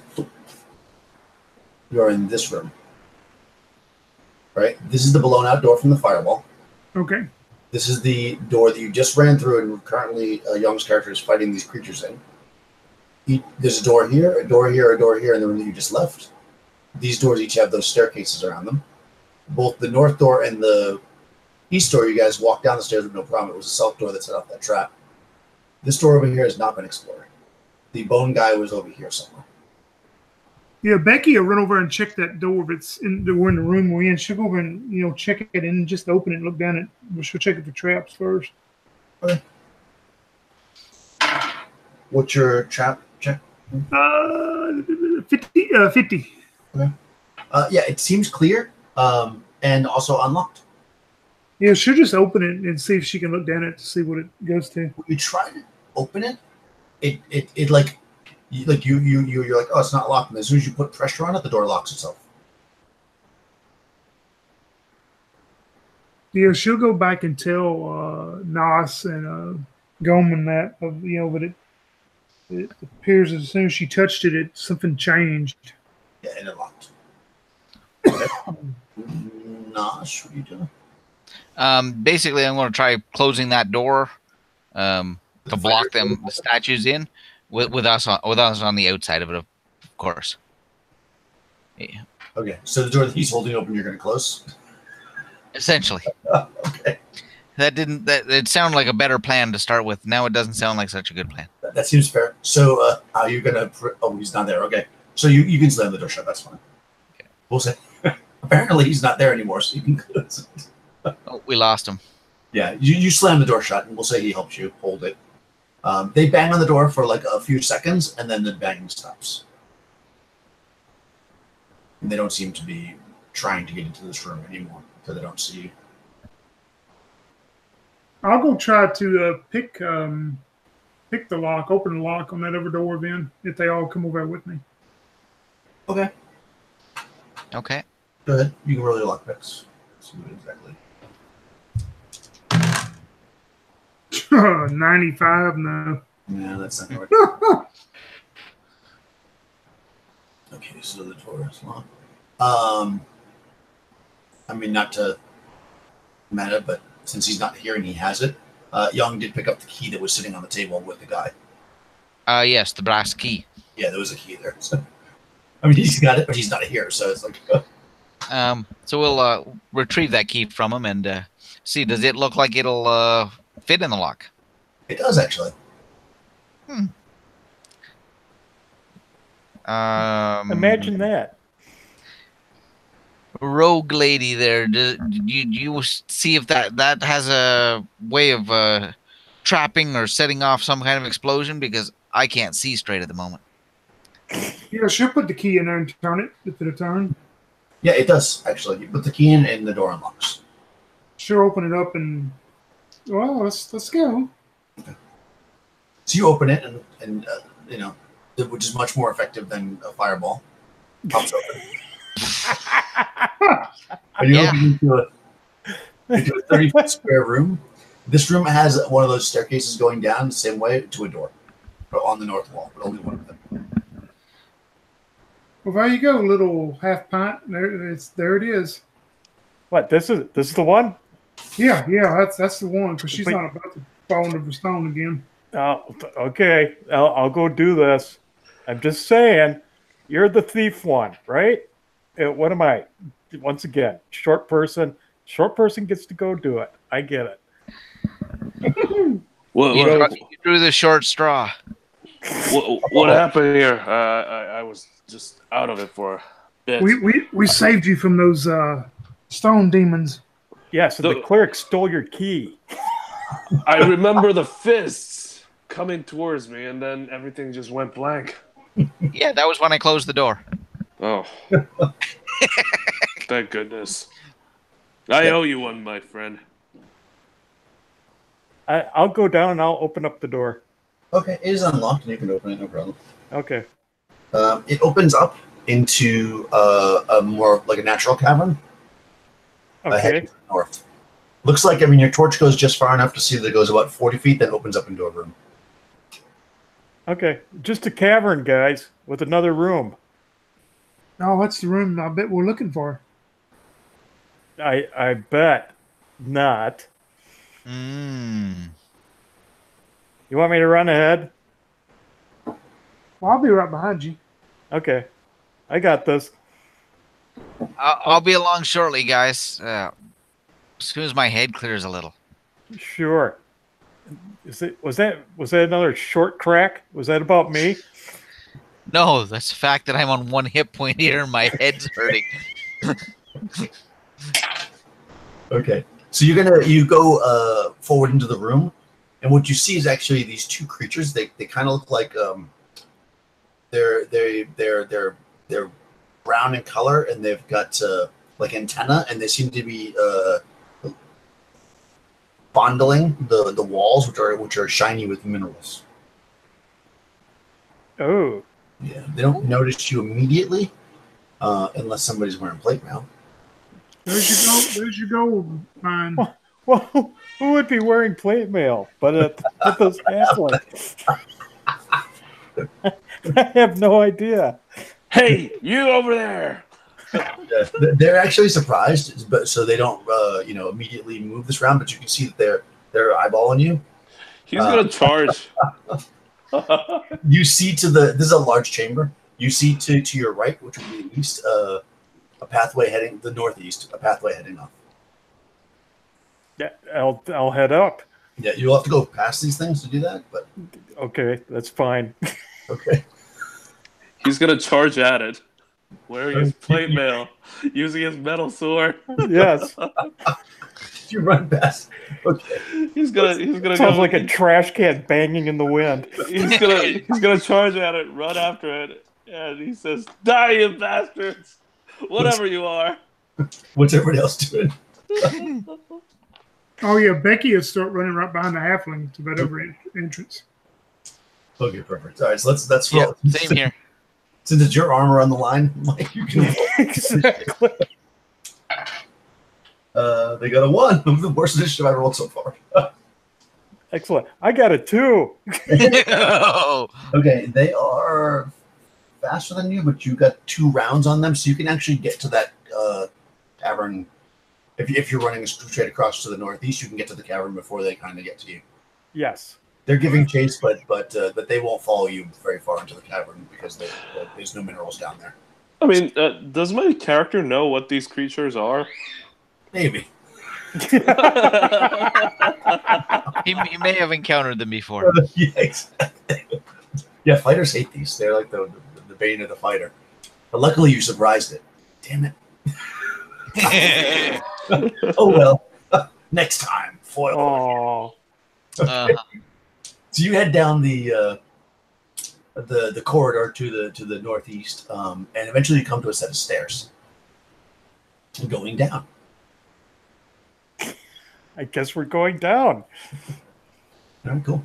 So if you follow these down, set of finally the work stairs descend 25 feet to a steel door. Obviously, they haven't made it their way down here, those creatures.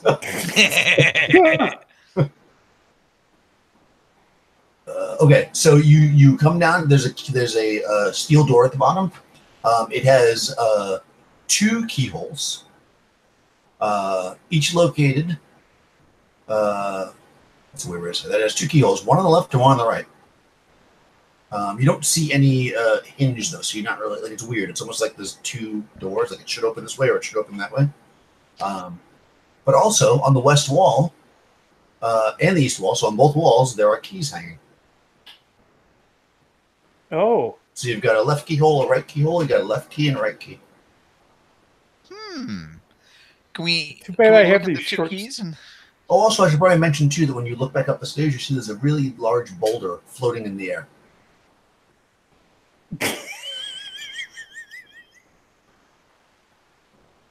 Looks like it's raining millstones. I mean, who knows what might happen? You can't predict this at all at this point. Being wise enough to look at this, can I look and see where the approximate pattern of the fall would take that boulder? Mm-hmm. What about it? It's Right. magically floating in there. Yeah. But would it roll down the stairs and roll into the room and across the room at Yeah, us? it would roll. It would roll down the stairs, and if the door was open, presumably you could get into the room first. But if the door was not open, presumably you would be smushed. Aha. Becky looks at the halfling and says, well, in something like this, I would think that the best thing we can do is I grab one key, you grab the other key, and we enter it in the lock at the same time and hope that works. Okay. So are we going on 3? Is that what we're going on? I get a better idea, guys. How about you look at the 2 keys and look at the hole, and seeing as we have a rogue who knows how to open locks, Oh, how about we have her make a check to see which one will do the trick? listen to the superstitious guy trying to tell the thieves what to do. Or like, I can't move on my feet, but I am wise. Wise? You came with us. Huh. You call that what? Well, the other 2 died. I haven't yet. it's true. And I think I'm going to try some. That's okay. It's fine. Say a prayer for us as we do this, and everything will work out fine. Hey, weren't we going to fight those antenna things? What? No, I'm pretty sure we're not. I might want to go back and stand up on the stairs higher than that. With the you could go past where the boulder is, possibly bringing the antenna things down. But you don't care. Well, actually, you're in chain or something, right? Yeah, I've got armor on too. Yeah, metal armor. Yeah, that wouldn't be a good idea either. Crushed. Let's Armory. stick a key in the keyhole. Yeah, Becky would take the left side. Okay. So what's the plan there? It's just, Then we're going on both, 3, maybe. yeah, we both enter the key. He'll do the right, I'll do the left at the same time. And Now, are we twisting right or left? Whichever way gives.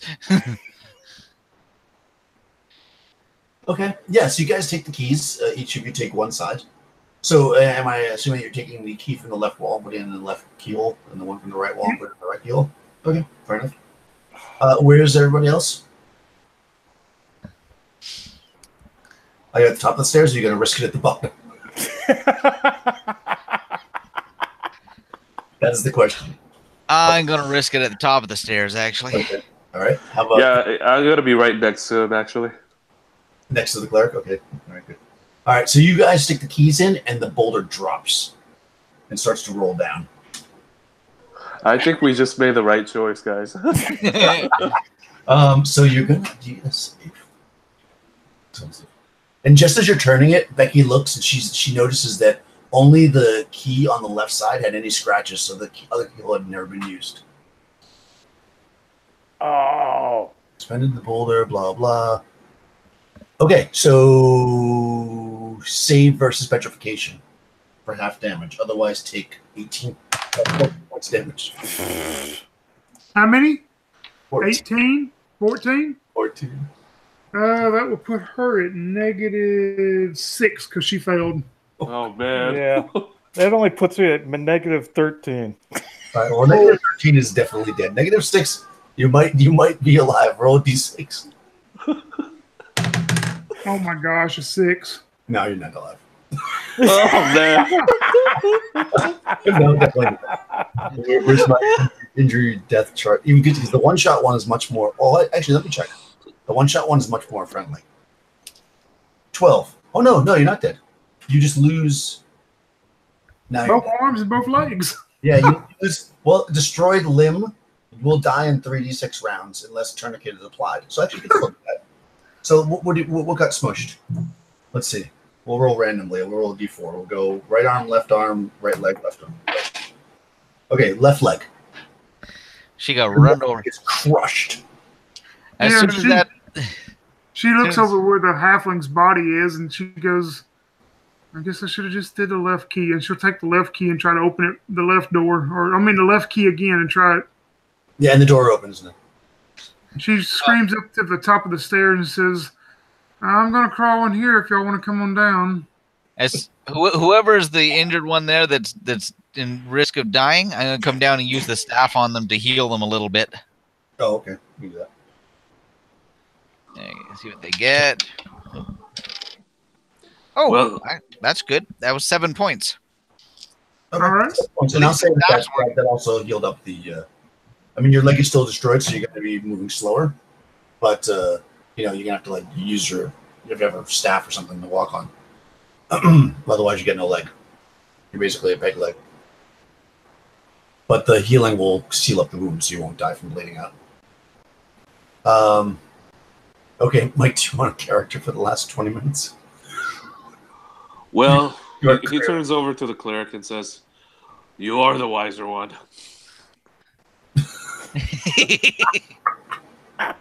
All right, what do I have here? All right, so what do we got for pre-gens? Let's see. Phew, this is deadly. Magic user or elf or dwarf? Dwarf. Let's go with the stubby people today. The halfling made it pretty far. So far, the cleric has been the winner here. Well, I'm not Left. a winner. Surviving is winning. All right, let's see. Dwarf for you. I think the dwarf is actually pretty damn good. Oh, the dwarf has a really good sword. All right. I think I sent it to you. I don't see it. Did you get it?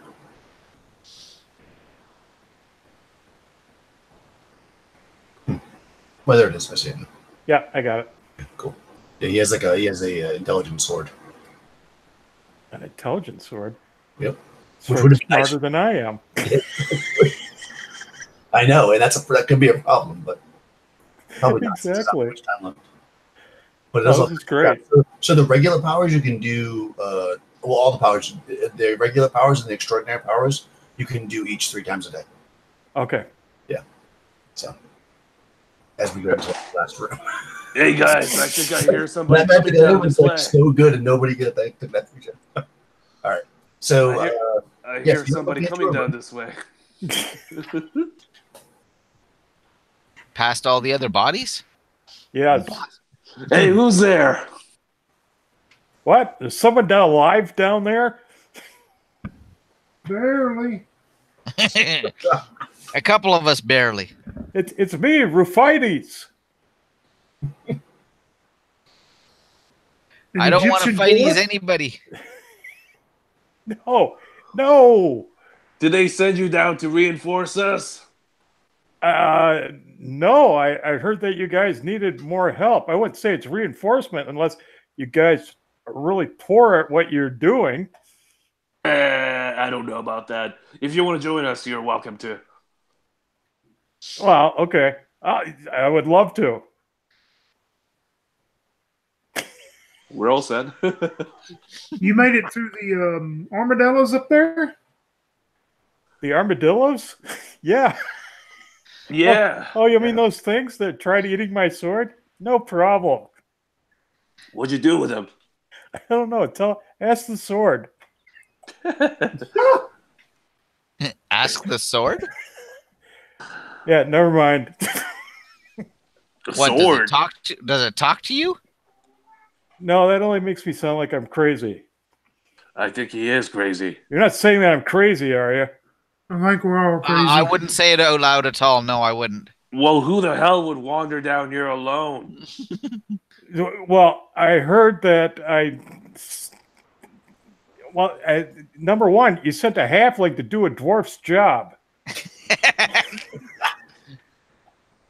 Did you see those bodies back there? The one that smells like, it's freshly charred. Yes. One of a paladin, and who's the other guy? I forget.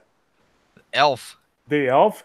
Yeah, the elven roast and a paladin roast, smoldering back there. It's Yeah. a dangerous place, I tell you. Yeah, well, I understand. That's fine. But you know what? I'm here now, so we could do this. All right. What's down here? So when you guys walk into this next room, it is about a 30 by 60 room, and directly across from you, carved. It's a regular stone room. There's this white. It almost looks like a bathtub, but up on its side, right? So you're kind of looking into it, and it's filled with mist, kind of like the mist that you saw when you first walked in. And as soon as you walk in the room, you notice that, like, the mist starts to clear, and you actually see yourselves, but back when you first came in, when you were foolish enough to make the entry into the thing. And as you watch the story unfold, you actually see everything that happened to you guys up to this point. And after like a minute or obviously more than a minute, it's going in fast forward. Out from the mist steps yourselves. And they try to kill you. So roll initiative. Let's go Dean initiative. Okay, here we go. Oh, the other one. 5. All right, you got it. What do you want to do? So there's basically 4 of these guys. They are you. Who's the scrawniest looking one? You? Possibly me, actually. Well, Padre, I'm gonna take you down. He's gonna run after that one.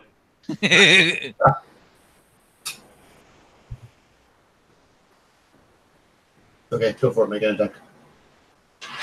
Roll attack. Yep, go for it. Okay. 19. So that's Sure. supposed to, yeah. It's. Is he a caster, by the way? Spellcaster? No. Okay.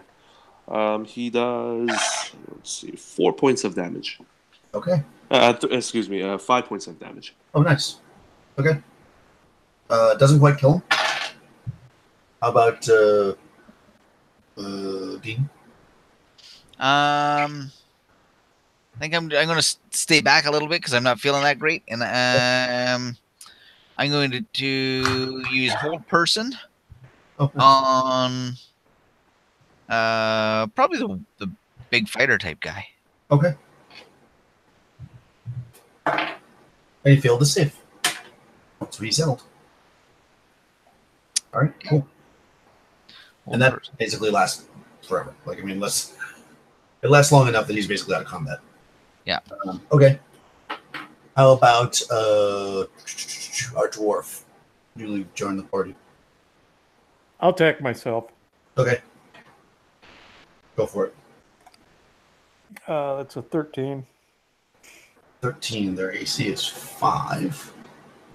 So that probably hits. Yep, just. Do some damage. What does the sword do for damage? D6? A sword does a D8. Regular D8. sword. Yeah. That's 6. Nice. Oh, plus damage, 7. Nice. Okay. How about our thief? Yeah, this freaks Becky out, so she takes out her short bow and shoots herself. And she will probably, she's gonna miss. That's armor class 7. Okay. She wasn't using the magic arrows? Yep, and that's even with the plus, yeah. Oh, it is. Okay. All right, so it misses. Cool. All right. They step forward to attack, 3 of them. They're going to attack the people who attack them. So cleric is going after the fighter. 11 on the die. AC 5. That doesn't hit you, right? The next one goes after the dwarf. Your AC is... I don't know his AC anymore because we get the characters. Oh, he's 9. Oh, right. Jeez. That's right. He has a great sword, but he's really shitty AC. So he gets hit. Yeah, running around my leathers. The thief also gets hit. All right. So, dwarf, 11 points of damage. Oh my gosh. No problem. 1 point to me. 1 point? Oh, thank goodness. Whew.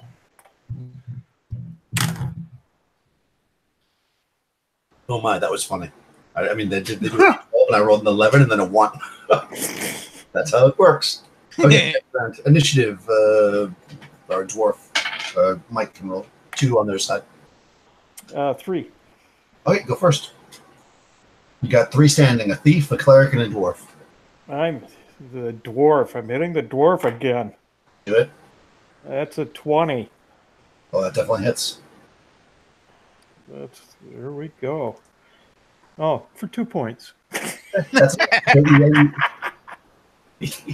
he goes down actually. Oh, really? Yep. It was the precision of the cut. How about our thief? She's gonna, if she can, shoot her bow again at her. Okay. Oh gosh, she'll miss again with Okay. a 5 on the die. Nice. And Young? Yeah, the fighter attacks the cleric. 7, that's a miss. Okay. And the cleric?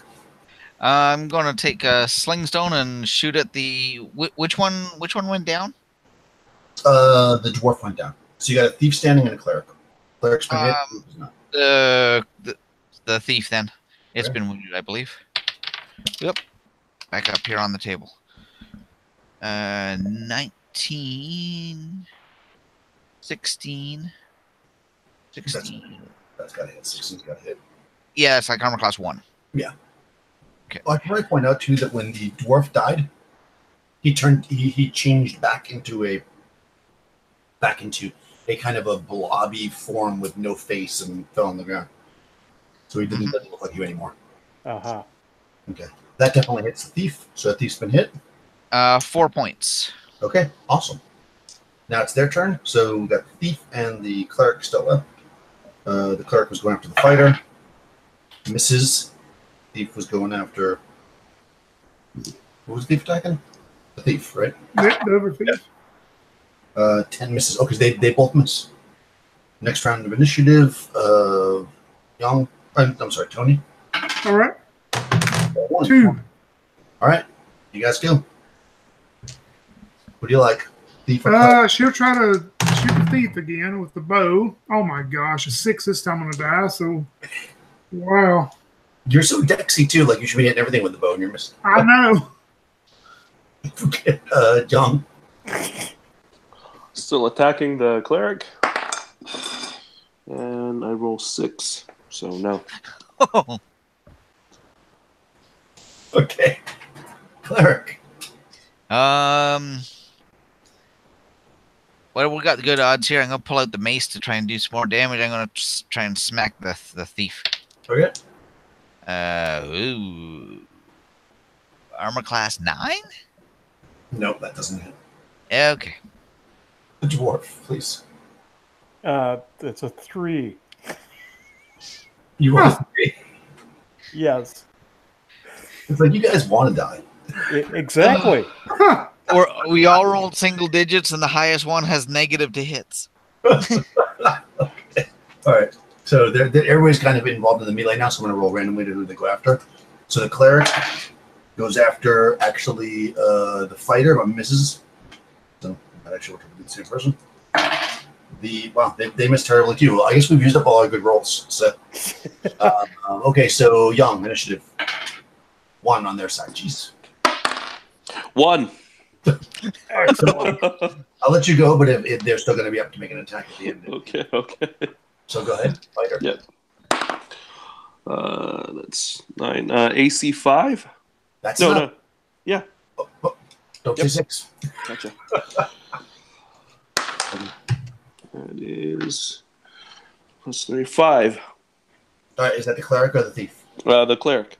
Okay, he's down. Cool. Only the thief is standing. Dean. Okay. And I roll a 3 with a -1. Okay. Mike. I can see my reflection in my sword.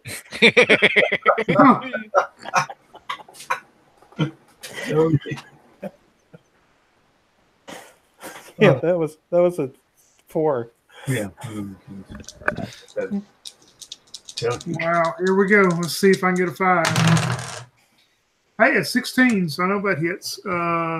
Wow, plus 4 points with arrow, then plus 2 arrow. Oh, nice. Down. The thief goes down. Okay, but there's still, they can still attack them simultaneously. So let's see. And their final stroke, let's see, that goes after the dwarf, who misses terribly. And against the fighter, and also misses. Okay, so you guys take them out pretty cleanly this round. There's one still standing, but they're held, so you can just finish them if you want. Yeah, the fighter walks up to him and says, "Nah, it doesn't look like me at all. I'm just going to chop his head off."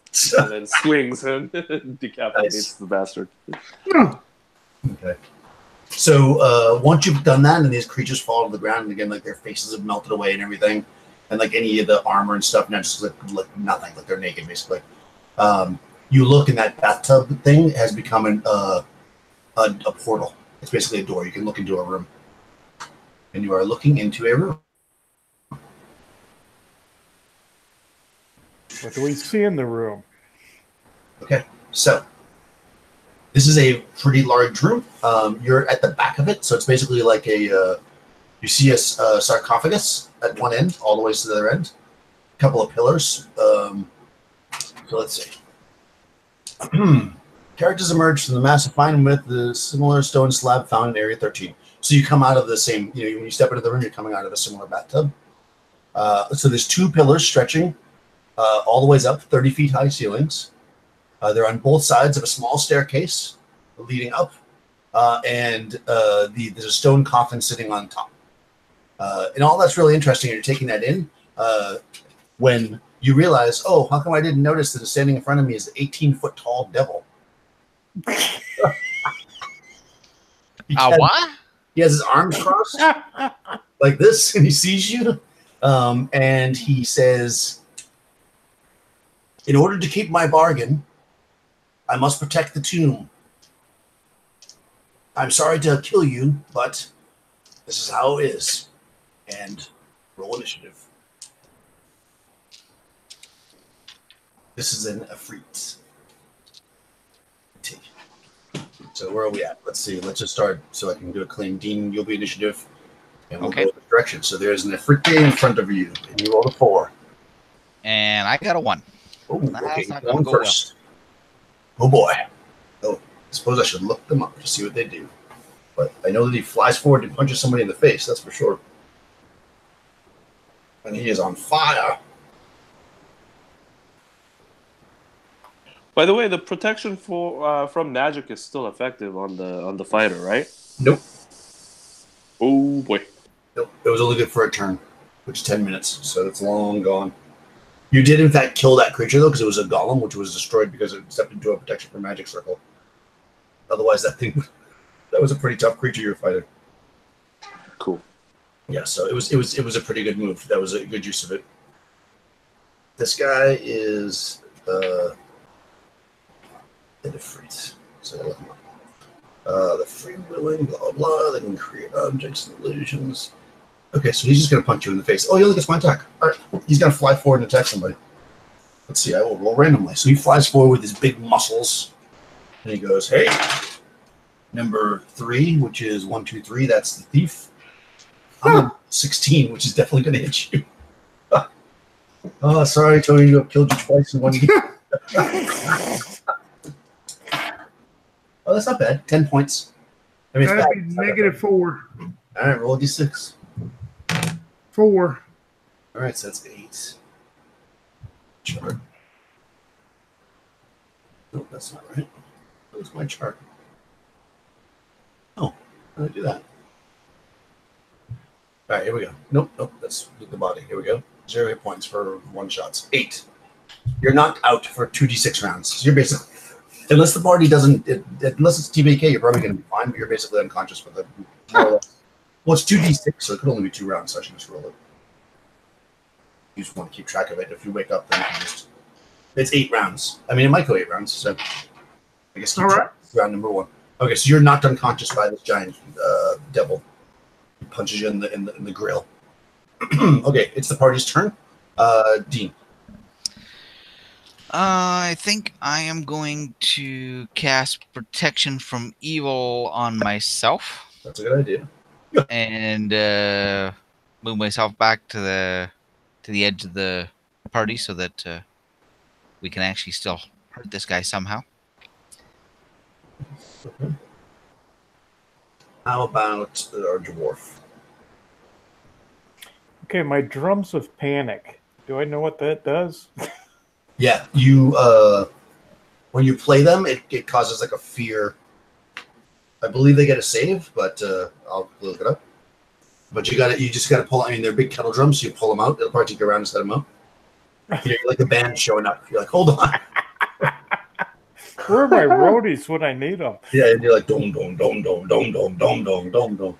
Okay, let's not do that. Let's just So- attack them then. Well, I don't know. They're pretty powerful. Let me just. I'll tell you what they do.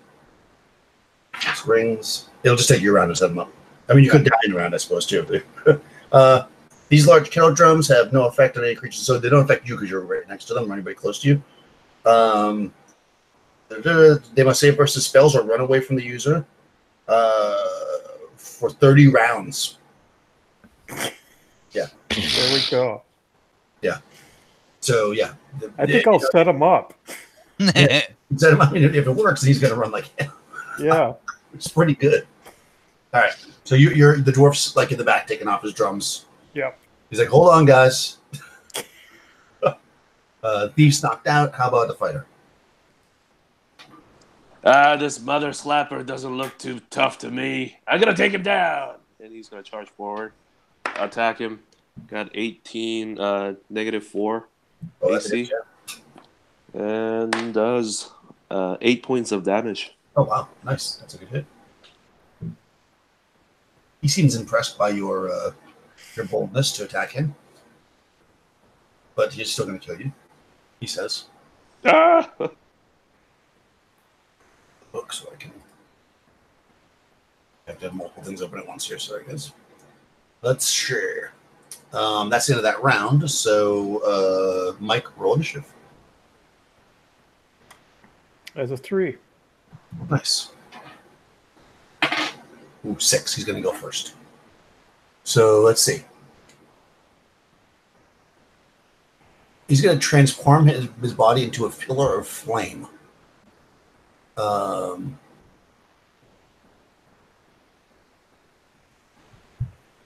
Okay, so yeah, he basically lights himself up. I'll say that's all he can do this turn. It doesn't say that, but it's going to take his turn to do it. Well, no, but he's going to do it for 3 rounds. That can't make sense. Okay, so he's going to turn into a pillar of flame and come flying at one of you guys. Okay, pillar of flame. He goes at number 2, but he rolls a 2 on the dice, so he misses. However, just being near you, you take a d8 damage. Because you didn't loot the fire ring off the other character. But only take 1 point of damage, though, so that's not bad. So our dwarf takes a point of damage. But I have a ring of fire resistance. No, you don't. Yes, I do. How did you have that? It's on my equipment carried. Ring of fire resistance, drum of panic, drums of panic. Oh, your character has it anyways? Yes. That's amazing. He just gets it anyways. He always has a ring of fire resistance. I was like, how'd you get that? Hold on. Okay, yes, you minus 1 point. So you take 1 point. So you always take a minimum of 1 point. But Okay. that's good to know, though, because you don't, you'll take, because this is magic. Okay. All right, so, but yes, remind me again if I screwed up. But yeah, you take 1 point. Okay, doke.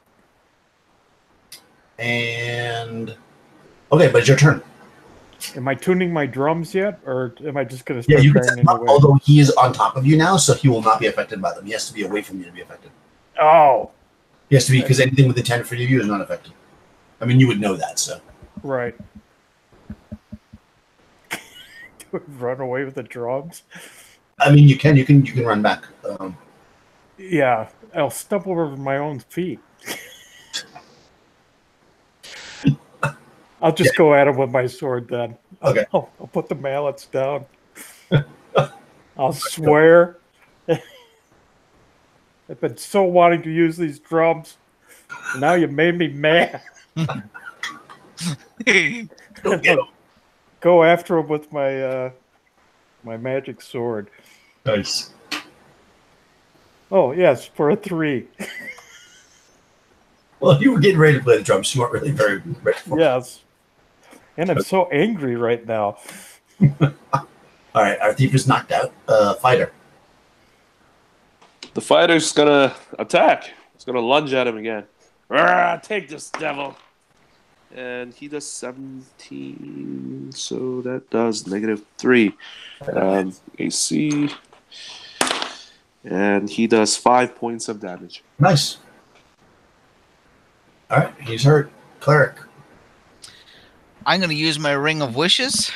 Oh. And wish that his contract was no longer in effect. Ooh, And smart. he was free to go home.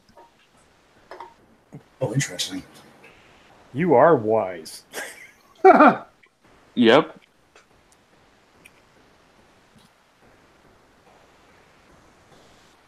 Okay, you can do that, and the creature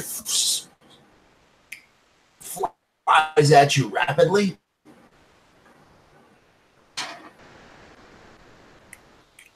It is back in the bottle, and the room is now empty of devils. So it worked. Because you're the bottle, right? You're the one that took it. Oh, right. Yes. Yeah, the bottle that you took, the brass bottle. And I'll put the stopper back on it. Yeah. Minus the little pin. Yeah, minus the pin. Yeah, he goes back into the bottle, and you stopper him up, and he is stuck. Well. Yeah. That worked now I out gotta great. put my glass bottle with an Ifrit in it. Nice. I told him he was wise. He's the only survivor from the original expedition. Yeah, so in this room, if you were to walk up to it, is the coffin, which you can look into, and you in fact see a skeletal body in there with the necklace around it. The amulet.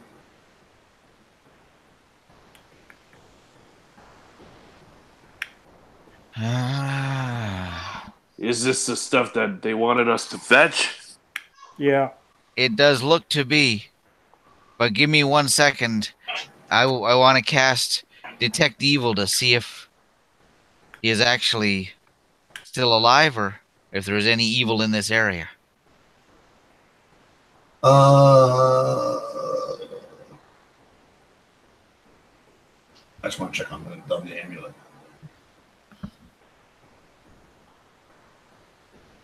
No, he's not an evil creature. There's nothing else living there. I mean, the amulet itself is it's not magical or evil in any way that could hurt you, but it definitely is used by chaotics, as a worshiping tool.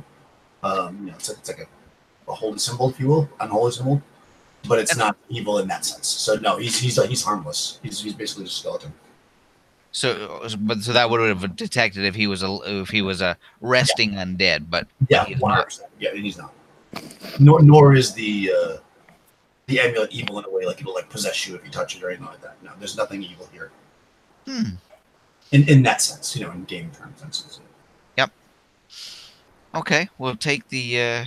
Was somebody want to lift that amulet off?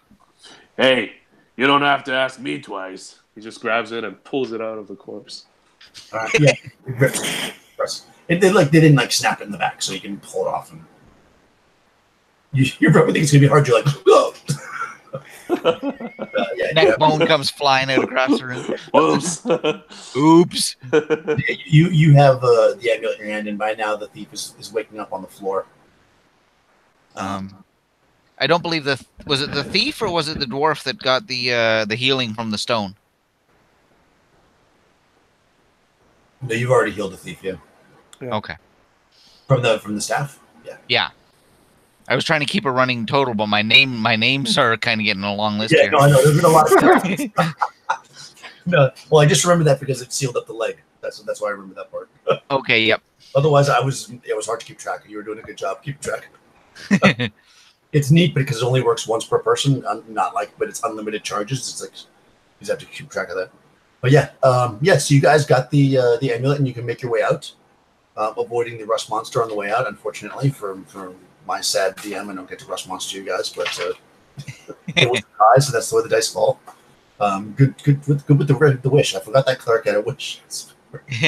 Bring it 2 wishes, and I used one of them.